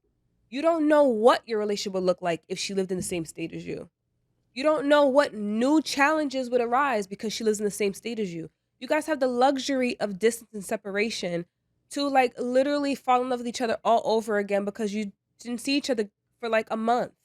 You've been on the phone, having these sporadic conversations, talking about absolutely nothing. You're not talking about bills. You're not talking about the kids. You're not talking about rent. You're not talking about anything that's like real life for a long period of time. And you have the luxury of not having to deal with it. You can always come back to it. You don't know if you'd want to marry her if she lived in the same state as you. So you could meet this person and you could think, oh my gosh, I should have married this person. Would have been. That is scientifically impossible to definitively state that as a fact that you missed out on this person. You have no idea what the relationship would be like. No. I was listening to this. Can we get a Ask Amanda, Ask Cassandra duo? Oh my God. Could it also be that they went on a date together and they just weren't in the same headspace? Yeah. I And feel as like opposed I'd to- probably be way more comfortable going on a first date with someone had we kept having those run-ins and I kept seeing them repeatedly all summer. Then I'm like, okay, well, I've seen this person enough and we are well acquainted enough. We can go on a first date together. Maybe the first date was a little bit too awkward. I just don't know him enough. And I don't know. I've never been like on a full first date with like someone I completely did not know, like at all. Yeah. I, I I think it's could, because people I like rely on chemistry a lot versus a slow burn. I do. Hmm. I need sparks to be flying. Isn't Yeah. that the age we're in right now anyway? We're in the chemistry age. We're no longer in a slow burn age. It's impossible. I don't know if we ever were. In the slow burn age? Yeah. What about I'm not a slow burner at all. I like shit to be quick. I'll be falling in love within. They say as quick 2 as it months. begins, as quick as it ends. Yeah, we're just friends. We don't know if we're gonna be anything more how do after we this meet? one How do we know outing. each other? That aren't we already friends? Ain't we friendly? I'm big on friendship. Do you first. just not like the label friend date? No, I need to know how we became friends to make it a We friend saw date. each other 2 or 3 times through a mutual friend. Okay. So then did my friend vouch for me? Yes. And so what's the friend date? We're just what Take our time. You guys Take our you guys time, started let's not texting rush. and you guys are now about to go on your first date. That's not your girl. This is not Okay. some But this we is not are someone texting you're ahead of time. We Yes. could do that. We're texting, we're talking, we got good chemistry. That's the burn. That's Yeah. a slow burn. Slow burn. All right. So yeah, Friend date. It's not a It's not a first date. friend date. I don't. So you can't, what- you can't say what- friend what- date to me. I'm What, triggered by when that. you hear friend date, what are you hearing? What are you hearing? That's what do you what barriers are you hearing? Friend date? You calling me your friend? I I'm think already he, your friend. Yeah, I think that he feels like immediately rejected. No, I feel, Immediately like friend zoned. I don't want to be in that friend category. If we're texting, I'm giving you my time and Well, energy. Nothing is static. You don't have to stay there. Okay, but don't say it then. Do you know how many people fall in love with their friend? I think that he just doesn't like the title. I don't. I'm admitting to you. Don't call me your That's it, friend. Yeah. Really? Yeah, I mean, because we've already established that we're friends. If We didn't actually establish. if I'm dating someone, and I don't mean like dating in like I'm getting to know someone, I'm texting someone, and we're about to go on our first date and maybe a second one, and we're communicating in that way that we might, see what's up here. If I was to run into someone and I had to introduce him, I was about to say that. I was not going to say this is my friend. I would just say, "Hey, this is Rome." That's what I've I'm saying. actually I've figured that out. I would not label them anything. I would just introduce them with their name and that's it. I like that. Yeah. So it's the friend thing for me. All right, because Okay. I feel that if we're already texting, Yeah. we've got a good rapport. Yeah. And you're agreeing to go out on a date with me, Yeah. or we're actually agreeing with each other, then we're already friends. Hmm. Well, I think so. Here's what I'll say. What if it is by calling it a friend date, it helps to eliminate what a lot of men are looking forward to, which is hopefully sex. So the friend is the sex blocker. You saying friend? Mm-hmm. Yeah. Because we're really just going out What if so I that wasn't we trying can to hit on the first date anyway? Well, we don't really know, but we have this culture that we're living in, and so we're just being safeguarding. We're just being careful. We're just being so careful because, as history would serve us, it's being said that you have a 3-date maximum before a man expects to have sex, and if not, he assumes that he's wasting his time and that you're just going out for free food. So let's just take our time, have these friend dates so that we can objectively see if we get along without the intimacy, without being blindsided, Mm-hmm. right? Like being stigmatized and pussy whipped and all of that. All right, And we're just kicking it, we're just rocking out. but that's why you're my friend, because that's what I saw in you to begin with. Yeah. I wasn't trying to hit to begin with. Okay. So you don't even have to do all that. Like I'm already in. I'm there with Okay, you. but maybe with her labeling the friend date, you are more understanding of what she wants. It's not about what you didn't want in the first place. Now you know that she's not on that timing right now. Mhm. But I was reading our conversations. You were never. No, I'm being for real. If we're texting back and forth, It was the snarky smile. Why did you smile like that? Because It was like, I mean, real men know. Like I'm not gonna. If we're just having a casual conversation, it's So not. what happened in It's text? not really flirting. We're No, we're agreeing. flirting. We're flirting. Okay, so you're flirting, and now Yeah. you want to play a game. All right, let's play a game. Rome. I'm What? just saying. Rome, where I think people can flirt so that you Yeah. know that You they're can. so that you know that they're interested. I know not you're interested. not necessarily You're because taking your time with. We're both taking each other's time. That's our time. We could be giving to someone else. So the interest is there. If you weren't interested, then we shouldn't be texting. So that's already out of the door. So the whole friend thing. I'm your friend. You my friend. We got that already. Don't call it a friend date. Wait, so what are we calling it? We're not calling it nothing because we're not trying to do Just nothing. a date. Just oh a my date. goodness, we can't categorize it Why is everything in a category? to help us pace it. I mean, I needs agree. pace? I'm not calling I'm anything chilling. a friend date You have to have pace because it's either fast unless or I slow literally rise. agree to go out with The pace someone I already have no exists. interest So in. there you go. We don't need a category if the pace already exists. We do. We need to acknowledge it. So Can't that you we're on the just- same page. Establish We've it. already been communicating with each other. We don't have to say, okay, well, this is like just a friend date, because honestly, when you label it that hard, it makes me feel like, okay, well, is she trying to not be Went out of any- your way. Yeah, you went out of your way to say that. So, okay, is she Don't- not don't do that. interested Like in that. anything, like being anything more than friends? Yeah. Because it could have just been a date. We could have just been going to hang out. No, but you because- are putting the emphasis on it being a friend date that kind of has me in confusion now. So And now I we're don't know already what you flirting, want. according to you. Yeah. Yes, we are flirting. So why you got to do a friend on it? Well, put in the Can't friend. people just be transparent. Mhm. It almost feels like you're wrapping it up in clean linen. Just say that I'm. Yeah, just say like. I didn't know friend was a curse word. No, it's not. It's I not don't a understand curse. what's Not. going I on. just think that it's a It's a very curse. unnecessary label if you like someone. Literally, any person that's married, when we hear what they say, we love the ones that say, "I'm like this is my best friend." Why is it a curse? After they're married. Yeah, yeah. They're married. But I will tell you. They There's a still burn to difference the there, marriage. Hold on. Cassandra. Can That's I, the answer. They're can I married. just tell you from experience? Yeah.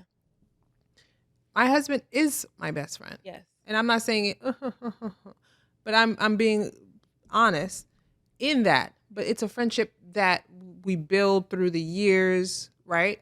Mhm. However, in the beginning, in the beginning, Mhm. there was an sexual interest and an intimacy interest and a relationship interest, right? And yes, we got along and it built to that, right? Mhm. However, we didn't start off saying, hey, let's just be friends.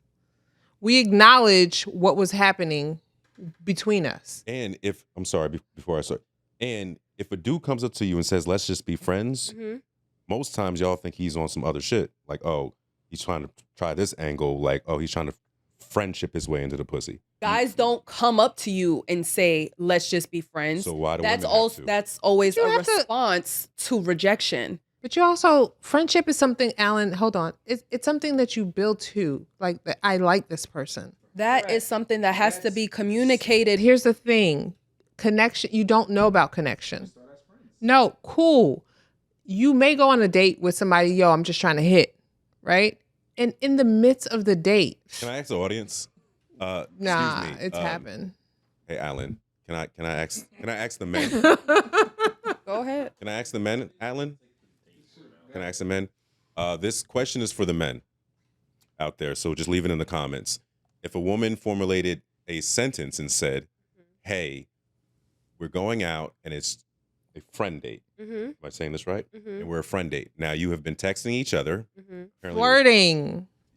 You've been texting each other, and there has been some type of flirting Get some chemistry. and Mhm. chemistry, all that. Mhm. Does it throw you off that she adds, "This is just a not just this Right. is a friend date"? Does that throw you off at all?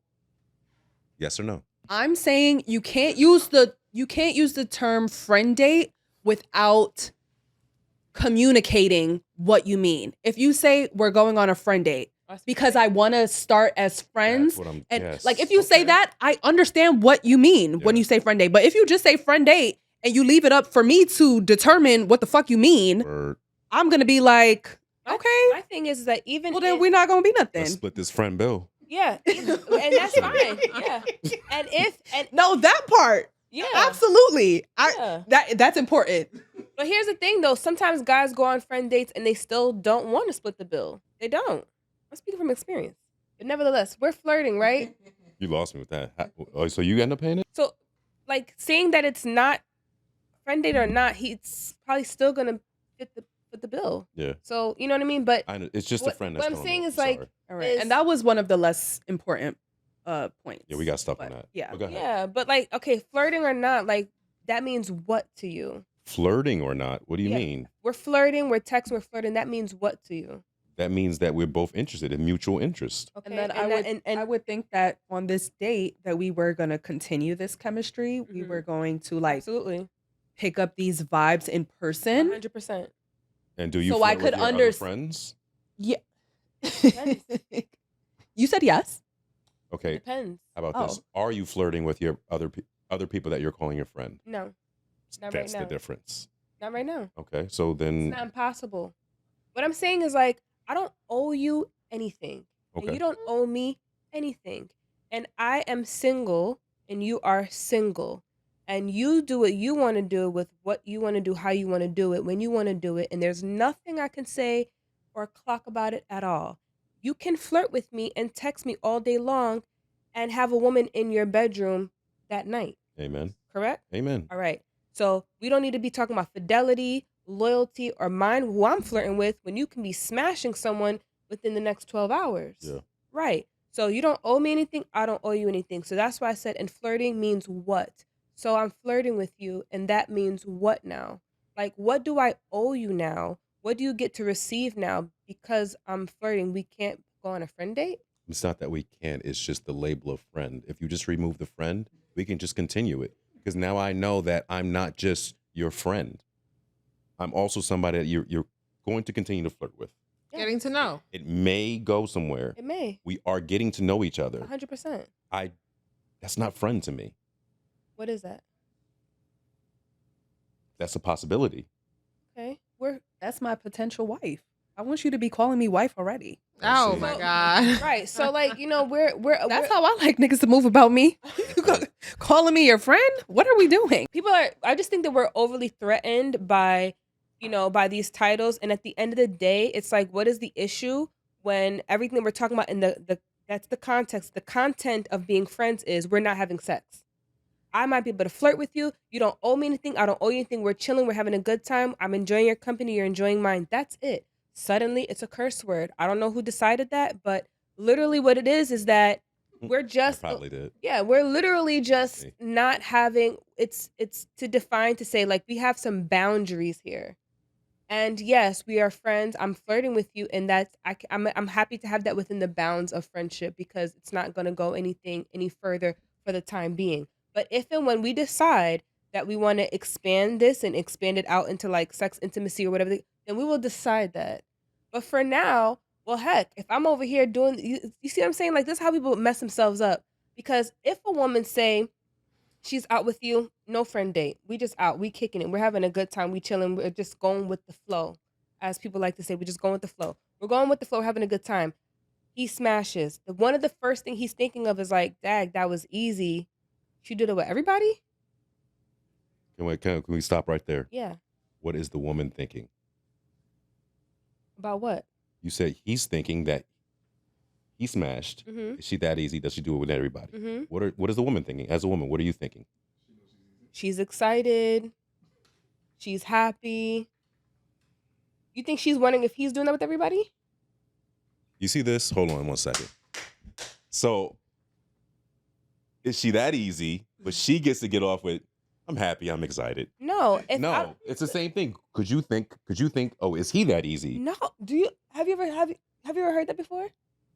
In your friend group? If she has sex with a guy and she's like, damn, he's easy.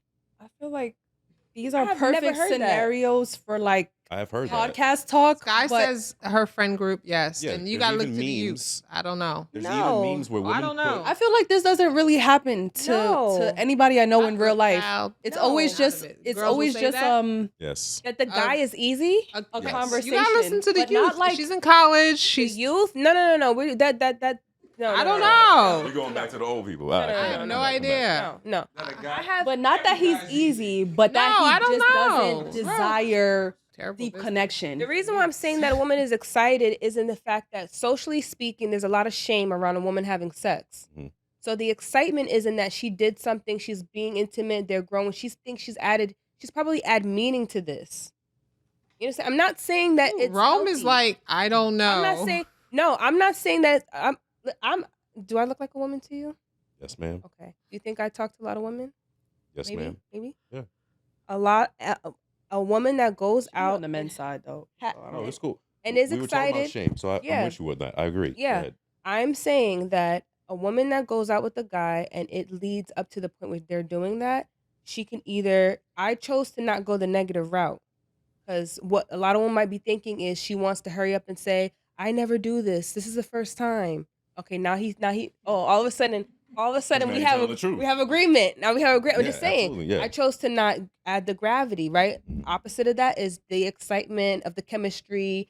We had sex. Like, oh my god, it was great. Da da da blah blah blah. Like, I chose to go that route. Okay. But you want the route of the shame route, No, I want the route that you gave the man, which is what? which was, does she do that with everybody?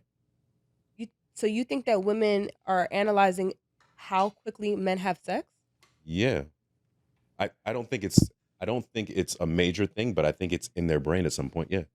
I personally would not analyze that because Yeah. I'm already assuming this nigga Right. does that. So I don't have it's to already in your analyze brain. That's because what I'm saying. It's already if an it doesn't assumption. work out But- with but me it's or I don't socially- want to but see it's him not a again, negative thing. he'll go on a I'm not first. saying anything negative He'll about go it. on another The first date, connotation is maybe negative within when a a week or woman does two, that. and if that goes well, he's Social. gonna fuck that girl. It's unfortunate, but that's just a societal pressure.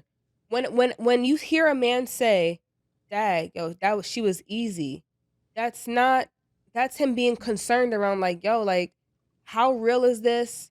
Like, is this special? Like, all of a sudden, like, there's this whole thing where she's just it's like, is this what she just does? Does she just do this? Women, we live in a realm where we understand that men have these allowances and it's expected, it's anticipated, and there isn't much dialogue around that. Like, it's okay for you guys to have a high body count. I think you're taking it way too easy on men when you say that they're concerned about women Mhm. when they give it up that easy or they think, oh, she was really easy. Mhm. It's really just a reason for them to be like, yeah, I don't want to continue dating her. She's a whore. Wait. Whoa. No, there's plenty of men that have been in relationships after hitting on the first date. So there's not. Yeah. It's not even a whore Okay, but connotation. It's more or Is less. your thought process that like, is it concerning? Do you ever come from a place of concern? I got a Chris bad said there's a answer difference for this. between fast and easy. I got a bad answer for this. I want to hear it. Yeah. I'm concerned if I hit raw. Fair enough. No, I'm saying if Fair I enough. didn't, But that's not even what I that's a meant, though. concern. But Fair enough. I'm being for real. I'm concerned if I hit raw Fair enough. because like, okay, she's wilding for that and I was wilding for that. Is she Right. wilding with everybody for that? Right. But if like I wore a condom, everything like that, what's the concern? You fucked me, I fucked you. What's the concern? Jesus. I'm being for real. Like we Yeah. both had an exchange Yeah. and that was that. And you want to see me again? I want to see you again? All right, cool. Let's go. We both had a good time. It's not like, oh, is this nightlife? Nobody's doing all that yet. Yeah. I'm saying because we're friends. Yeah. I got to get But to it's know a you. concern and for that's- yourself. And that's why some people want to have it as a friend with a friend context, because the context is mutually understood. When you're saying we're going on a date, there's a lot that could be imagined on both sides. When we say it's a friend date, we kind of mutually understand that there are some boundaries that are here that we're not going to get into without a woman having to say, like, thank you, we're going to go out, but I don't want to have sex with you tonight. Got you. So how about this? Yes. Right? Why does that need to be announced know- for you though? Well- Like I wouldn't recommend it. I know, but that's your Thank whole you. Don't point. do that. Yeah, That's we're your whole saying don't do point that. of like throwing the word friend in there so that to set a boundary so they don't think that you're going to be sleeping with them at the end of the night. Mhm. Why do you feel like that's important to let them know? Like, hey, I'm not going to sleep with you at the end of this date. I have an Why- answer. At Yeah. the end of the date, why don't you just go home? I have an answer. Mhm. All right. So honestly, that's just the shit that women be saying to like make them not feel like a hoe. Mm. Because they start off, I'm sorry, not all of them, Mhm. excuse me, but they start off with the it's usually I'm finding myself, Mhm. I'm a good girl. Mhm. Usually I don't do this. Mhm. And you say, not you personally, but I'm Mhm. saying, so they start off with, oh, this is just a friend date. It's casual. Like, all right, cool. We could be friends. We could be buddies, whatever. Mhm. Then I end up hitting. And then here comes all that. I don't usually do this. And this has never happened before. I haven't had Mhm. sex since usually like 2 or 3 months. That's the Mhm. usual thing. Mhm. So it's not for us. Mhm. It's literally for y'all and y'all like brain to You compute. can go with that. I can agree with that. Mhm. Okay. So that's what I'm saying. I'm just telling you the truth. I don't mind. I don't. And we I know don't that as disagree. men, by the way. I don't know if y'all think y'all are really getting that off, but we know that. So cat's out the bag. That you guys know what. That you guys know what The exactly. rules.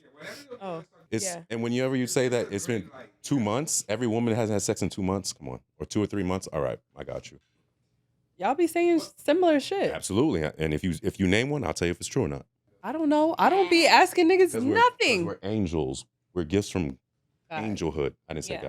God. I do want to wrap this up, but I really don't feel like there should be any difference. You're saying that you want to go on a friend date so that you can chill, ask whatever you want to, so that the vibe could be there without you being performative. Why the hell would you be being performative in the first Nah, place? we got to be real. Like that sounds ideal, but I really rock with what I stand on that. I really do think that people should spend a bit more time in a friendship space because it does help contribute to like the whole transparency and honesty thing that I was talking about. Because we have this whole Instagrammable couples goal thing, people start to perform so they can live inside of that box. For So a first date? for several dates. For I several can see dates that. to give this appearance that I'm a good catch. Or we're compatible. I'm a good catch. We're Yeah. compatible, right? So yeah, she starts to talk. We'll go from like she starts to talk about, she goes to church and was like, oh, I got a Bible at home. Like now I want to show you like where we're aligned, Mm-hmm. even though you may not live a lifestyle of, like a religious lifestyle, right? He's talking about stocks and things of that nature and making money and the kind of woman that would need to be with him. And now she's talking like that, but that's not her genuine interest because of the addiction to wanting to be chosen to be in a relationship. Salud. Thank you. You're welcome. Right? So I do agree. I think that the friendship aspect is not just about having barriers for sex, but it's also an open invitation to be your complete full self so that you can really be chosen. I just think that a lot of people, I feel like a lot of marriages, the reason why marriage has such a bad rap and why the divorce rate is so high is because people married an idea of who they were with because the other person, they concealed so much of who they truly are.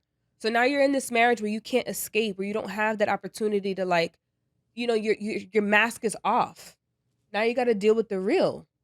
So they got all the way to the marriage before the mask came off? A lot of times people feel like that. A lot of guys have said that. She changed. We got married, she changed.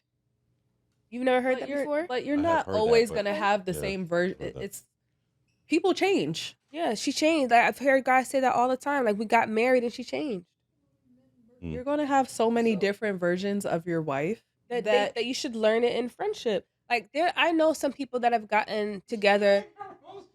I know some people who have gotten together and they're with their friend or married their friend and they know exactly what they signed up for. They know they're dirty, they're grimy, they're nasty, they know they're amazing, what's wonderful about them, right? They know exactly what they want. Like I know who I'm with. And so now that person knows that you actually love me, not the idea of me, not what you can get out of me, not what you can flaunt about me. It's me and you. Yeah. That's it. It's our world. And I think that that's easier to create in friendship. I'm not saying everybody has to do that. I'm saying that because of the way that society is, it makes you feel like you have to marry someone that you can have as an ornament on a tree. That you want to show. I want to show the world, like I want to prove, like, you know what I'm saying? Like it's a status thing. And you don't really get a chance to actually get to know a person like that because we're all concealing so many parts of ourselves. Can I just say, hold on. I want mine to be I think mine, though. the important thing when we were talking about character and value, and if you say to yourself in your dating, I value friendship, right? It's an important component to me in the person who will be my person. Saying that to yourself is one thing, right? Wrapping it up in the facade of we're going on a friendship date is setting yourself up for failure. Yeah. 'Cause you're asking them. You're asking. Yeah, them to you're setting perform up immediately. See, like, the you thing come in is, as my friend. if you're dating with intention, right? There's people who are dating because they're figuring things out. That's fine. And then you have people who get into the piece where now I'm dating with intention. I know myself. I know my values. I know what I want, right? And for me, friendship is going to be critical, important. And I'm going to look for that in that partner, right? You don't need to announce that, right? You don't need to say, hey, let's go on a friendship date. Let's go on a date because for me, That's not that. friends, First, No. yes. That's First. you don't hold on. You don't Hey, Alan, hey, let can me you just let say her it. finish her point? You don't need to announce it. That's what I'm saying. That is your boundary. That is your value. That's what you're seeking. You don't need to be performative. And I think part of the challenge in this dating market is everybody's so for performative. You have to say, "Hey, I need a 6'5" guy and I need a stock market Go on guy." Instagram right now and go see what people are saying on what you should be doing when you're getting to know someone. 90, they're telling you don't tell them anything about yourself. That's Okay, hold on, right? So that's what exists. What exists right now, if you pull someone who's 24 years old, broken family, have never seen a marriage and they want marriage, and the source of information that they have to get, that they have to glean from is on social media that's going to tell them how to date. They're going to tell her, don't tell this guy anything. I think you had it right when you say know thyself and to that be true. He's 24. No, okay. But the message we're trying to say, right? Mhm. And the message you said early on is how that part is so critical. Mhm. And we get wrapped up in these nuances of I'm on a friendship date with you. First, You date do, as friends. Whatever you're dude, you calling it, don't you don't have have to say it. You do have to say it. I gotta Okay. use you one more time. just I don't. will agree to disagree. I'll say Yeah, this. Let me ask they you a want to question. know. Answer honestly. Wouldn't you want to know? I already know You met a guy that you Oh. like. because we're texting, Go on a and date with I'm him, not doing and you this say, hey, like for fun. go on I have a date as purpose out of friends this. first to see- Nobody's Oh concert. gosh, I didn't go Or anywhere. shaking something to Beanie Man or some shit. Oh, wow. How Not Beanie Man got in the chat? Because she's always in there, in the always in the crowd. I would love all of my Caribbeans to come for that Right. What's in the wrong with Beanie comments. Man? Beanie Man in a spot like, what was that? I'm gonna screen record your video and I'm gonna show you. Mm. So what you were saying is about say what you said about the marriage, about the intentionality, like you're dating for in marriage. Yeah, some people when they're going out there, it's like my intention is I would like to date for marriage. These are my plans. What's wrong with saying how you want to start it?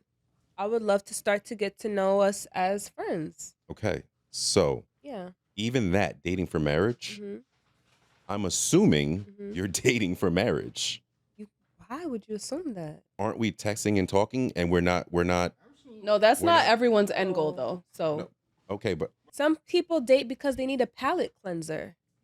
I just got through something crazy and now I need a buffer. I need a Okay. buffer before I go ahead for the thing that I actually really want. When you go to a fancy smancy restaurant or a wedding or whatever, right? They bring out the limoncello, right? They bring something out or whatever so that whatever, so when you eat dessert, you don't have the fish or the filet mignon that's still on your tongue, right? Because whatever you ate, you want to disrupt that so that you can enjoy what you're eating afterwards without them commingling together. Mhm. Right? So some people date because they need a palate cleanser. I just got off of this relationship. It didn't end very well. I'm not ready to go ahead into my next meal or my next course. So I'm going to have a little bit of an appetizer situation to cleanse my palate so that when I'm ready to be intentional, I'm ready to be intentional, there's more of me present to have the full experience. I want to hear all this on our first date Oh, I mean, because when I'm not think gonna that tell you that's because real. we're not friends, and Enough. I gotta perform because I gotta figure out what you want. So I'm not gonna tell you this on because we're not friends, and I only talk to my friends like this. Okay. Why would I go on a date? Why would there's the what we have right now? No one's trying to go on a date thinking that I'm going to be my full self. You're going on the date for first impression. Okay. We don't care about first impressions like that as friends. It's not the same. And what I posit is that you get more of the real person when you start off as friends, and you can say that we're gonna start. I'm attracted to you. I would love for us to grow, but I would love for us to start as friends. I just want us to be ourselves. Not I want you to be yourself. I want us to be ourselves. Even when you say that in dating, I'm telling you, it's already pre-wired. You're not going to interrupt that. We have 10, 15 years of wiring that's telling you the impression that needs to be made while dating. You're not going to interrupt that by just telling, I mean, like if you're dating today, right now, if you're already married, you're not gonna relate to this. The dating game right now, it's an impression. It is Instagram. It is what you're posting. You can't even go on a date without somebody recording the meal. Honestly. You understand what I'm saying? So I'm just No, I'm not saying. I'm saying a challenge. Oh. Like hearing all this, it sounds good, but like we were texting back and forth. We got good rapport, and you talking about like honestly, the simple things. I'm just a very simple gal. Believe it or not. I honestly just feel like if we've been texting back and forth, I'm not labeling anything as a friend date. I think that if we want to start out as friends, it happens very organically. Yes, I can mention that I am interested. I just want to start as friends first. I'm not specifically going to call it a friend date. That's all I'm saying. That's Right. all I'm I saying. get that. we got two Amanda's, Cassandra's, and we're ready for you. I didn't love it, but we'll work on the Oh, jingle for next week. so we're friends Right. first. Exactly. Right. Okay, I am passing my Ask Amanda over to Miss Ask Cassandra. It was an Emmy award. Okay. It says, hi, hi, Amanda. Me and my ex are both 25. We were together 6 years. She broke up with me in November of 2025, but gave me conditions to win her back. Fitness, better job, etc. I agreed and quickly made progress. In December, I booked and paid for a dream vacation for us, which she agreed to. I later found out before the trip in January she was on dating apps and was seeing another guy going on multiple dates. She said they only kissed, all while I was planning this trip. We went on the trip in early February and, of course, had sex. Afterward, she went distant. I later found out that the other guy asked her to be his girlfriend when we got back. She said what she did was not cheating because we were still on a break, even if we went on vacation together. We officially ended things March 17th during that conversation. She kissed me and suggested maybe we could try again in a year.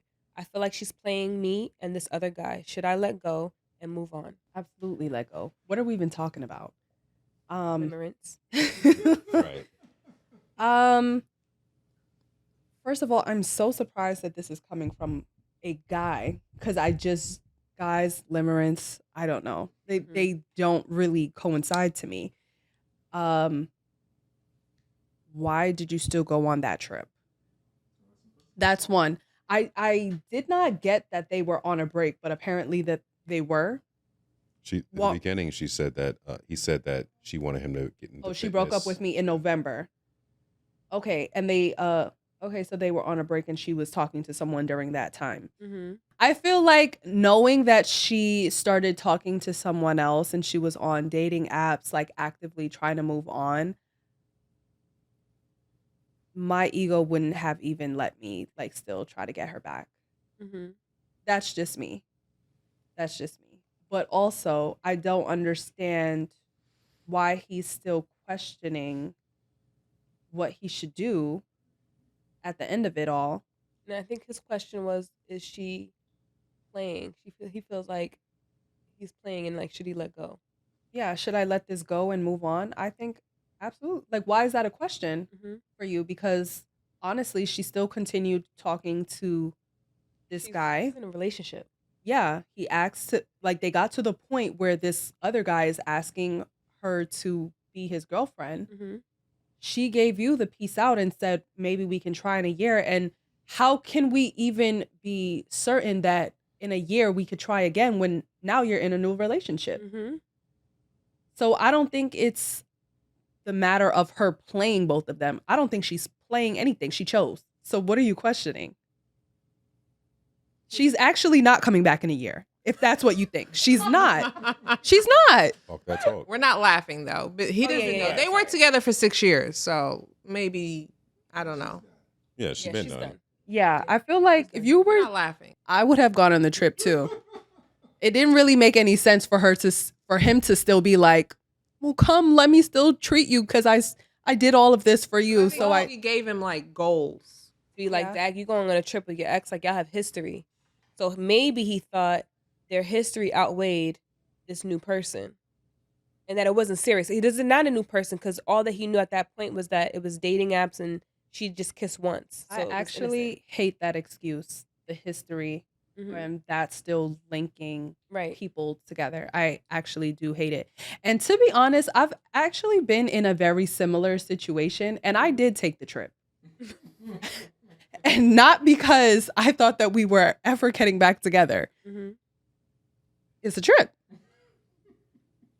It's a trip. I was told, still come. No, I still want you to come. And I'm like, you sure? I asked. I like, You were forthcoming. I did already start talking to somebody else. Like, we weren't like full-fledged dating, but like I was talking to somebody else already. And no, I didn't think that that was any of their business. You went on a trip and didn't give no cheeks. No. First of all, just like you said, that the new person knowing about the old person would have felt a little threatened because of the history. I was very forthcoming with the new person and said, listen, this is the situation. This trip was already planned and they still do want me to come. Now, I did try to back out of it saying that, like, I'm cool, I don't have to come. But they were very insistent that I still come because it was paid for already. So it didn't make any sense that I just didn't come. So I told the other person that. So I definitely didn't have sex or anything like that just because my new person knows I'm on this trip. So I'm on my best behavior. Do you think the new person thought that y'all didn't do anything? Well, I told them I didn't do anything. It wasn't a question. It was up to them to believe me or not. They never said, I don't believe you. So I'm not driving myself crazy thinking about what they think I did. Right. Fair enough. That was risky, but that was awesome. In terms It worked out. Like, I mean, I came back from the trip alive. Yeah. Yeah. I would say to this gentleman, yes, it's time to let go. It's time to prioritize yourself. It's time to come out of limerence. It's time to remove everything that she said that you needed to do to earn her back and do it for yourself. Because if the beginning of it was she walked away because you weren't taking care of yourself, she's talking about finances and fitness, she had to tell you that, then I would say take that power back and start doing it because you want to do it for yourself. Don't do it for her. And hopefully inside of that, you'll forget about her, you'll find and meet new people, and you'll build other relationships. And I would not go back to that at all. Yeah. And don't do all of those things waiting for her to come back in a year. Exactly. Because if you do those things, there is a chance she might be back in a year, but you send her walking. Exactly. Send her packing. Send her packing. You disagree? I mean, yes. No, I agree. I'm saying yes. So the fact that she told him to go get his stuff together, but then she already found somebody else, I think he's going to compare himself to that guy, like just off rip. He's going to see a picture of him and be like, okay, well, what does he have that I don't have that you didn't make him do A, B, and C? The fact that she went on a trip and had sex with him, that's the part of the game that she's playing. And I think that's the limerence, that too. I think that's the limerence. I'm going to stop saying it. I think that's that. And he should never go back. Like, you should be. One thing I do want to say, as you were saying it, and guys, don't come for me. You know, I love y'all for real, I promise. But one thing that I learned while coaching is being very mindful when someone's sharing their story and what's not being said. So he goes on to say that they had sex, but I would be curious to know. I'm not saying it one way or another, but I would be curious to know, how did that happen? Did it organically happen with chemistry? Because I'm of the belief that she doesn't want him. So how did they end up having sex if she doesn't want you? Yeah. Was there any pressure? He seduced Was her. there any expectation? Like, was it an organic, like, is he seeing the sex as like proof, like, okay, we're back? Because I have heard of a story of a gentleman, of a couple that were married and they were going through a hard time. They were not intimate for a while. They were not my client, so I don't know all of the context. All that I know is that he went on to say that he began to tell his wife how important sex was. They finally had sex. And when they finished, he was so relieved. He was so happy. He was like, great, we're back on track. Because for men, they say that men need sex to feel connected and women need connection to have sex. right? I believe that, right? I can go with that. So for him, he's like, okay, we had the sex, we can now connect. She feels like they didn't truly connect first. So he had to witness her crying in the bathroom because he now realized that she felt like she did something that she wasn't actually emotionally ready to do because they were in a really, really bad space. But in his mind, and they're married, in his mind, this was consensual. We both want it, but emotionally, his wife was not ready. So I'm curious with the way that he's describing this is we had sex, but she didn't want you. You just got finished saying she didn't want you. So how did that happen? They probably had sex because it was familiar. But here's the thing, right? Like you went on, you like, let's use you for example, right? You went on, you already got somebody new, right? And you went on this date with this guy, and you stood 10 toes down. I don't know what the dynamic was, but you went out of there not having sex. I don't, this woman doesn't have to go on this date to have sex. She don't want him. Right. She doesn't want him. Like, That's do a you know? dangerous game. Yeah, do you know what it takes for a woman to have sex with a man she don't want? What? Where'd that Alan? come from? What does How the did the Bronx borough- have to do with it? How did the borough get in the chat? But yeah, so that's what I would say. For him, I would say Literally don't maybe understand. my added on recommendation to this gentleman is to work on his social skills. Because it occurs to me, based on what he's saying, that there's something missing here for sure. And people can, But eloquently, they're always very short prompts. There's always a lot of things missing. of course. But I Always. mean, let's read between the lines a little bit and just say, okay, you started out with this woman, she doesn't want you, and the end result is she still don't want you. But Uh-huh. in the middle, it's being said, but I don't know how we even got to the part she don't want me because we had sex. I'm just, Yeah, she probably felt guilty too that he finally made this trip happen and we're not even really together anymore. No, she just wanted a trip. There was no guilt. Yeah, there was no guilt. That's it. But he's not. The new guy, he's just new. But this trip is the one that she's been dreaming about. So I'm going to go on this trip. Mhm. And if the new guy's there, he's there. If he's not, he's not. Yeah. I agree. That's probably going to be the one that got away for him forever. Yeah. Yeah, Subservient men. I agree. Subservient. I don't know if I would categorize that. Why would you? He's yeah, he's basically following her direction. He's following her direction, and he still questions. He's looking for clarity in the very, very end, and he's never provided that. Mhm. He keeps being told what he needs to do in order to get this, Mhm. and it's still not happening. So My thing is that it seems like she's dangling like the future, the potential, and I want to know. I'd be curious to know why. Is that a way like you ever seen someone just kind of like give you hope for something so that the conversation could just stop? I don't want to talk to you anymore about this. So let's just put a pin in this and we can revisit this later. That's why I'm saying like it occurs to me that he may have social challenges because it seems like she's constantly trying to postpone as opposed to saying this is done, or she is a perpetual people pleaser and she doesn't want to hurt him and she doesn't want to tell him the full truth and just let him know like we're done, Yeah. right? Like something is going on and I'm not sure which one it is, but of course I always focus on the one who's asking the question, so I'm not targeting him. It's just that's my method. Right? Whoever asked the question is the one that has the accountability conversation. So maybe she is, you know what I'm saying, the people pleaser or whatever. But for him, it's like, where's your social discerning abilities? Because she didn't want you. You went on the trip. Somehow you got her to go on the trip. Somehow you had sex, but it's not really common for a woman to actually be interested in having sex with somebody she doesn't want. So how did that happen? And the proof is that even after the sex and after the trip, she was still willing to let you go. So, like, what is going on? Well, yeah. Yeah, I it think sounds like it one. does matter because doing it one time, it's Definitely pity sex. It's like a finally. yeah. Yeah. And doing it like the whole time is just like, okay, she might have been I'm not done. she Yeah, might we're have been just not into it. done. Yeah. And she might have been anticipating this sex coming on this trip. Okay. And yeah. But that's not What? ask. Don't answer. It's just The new guy picked her up from the airport and disguised as Uber. Yeah. Oh my gosh, ticket yeah, I would've feel been so bad.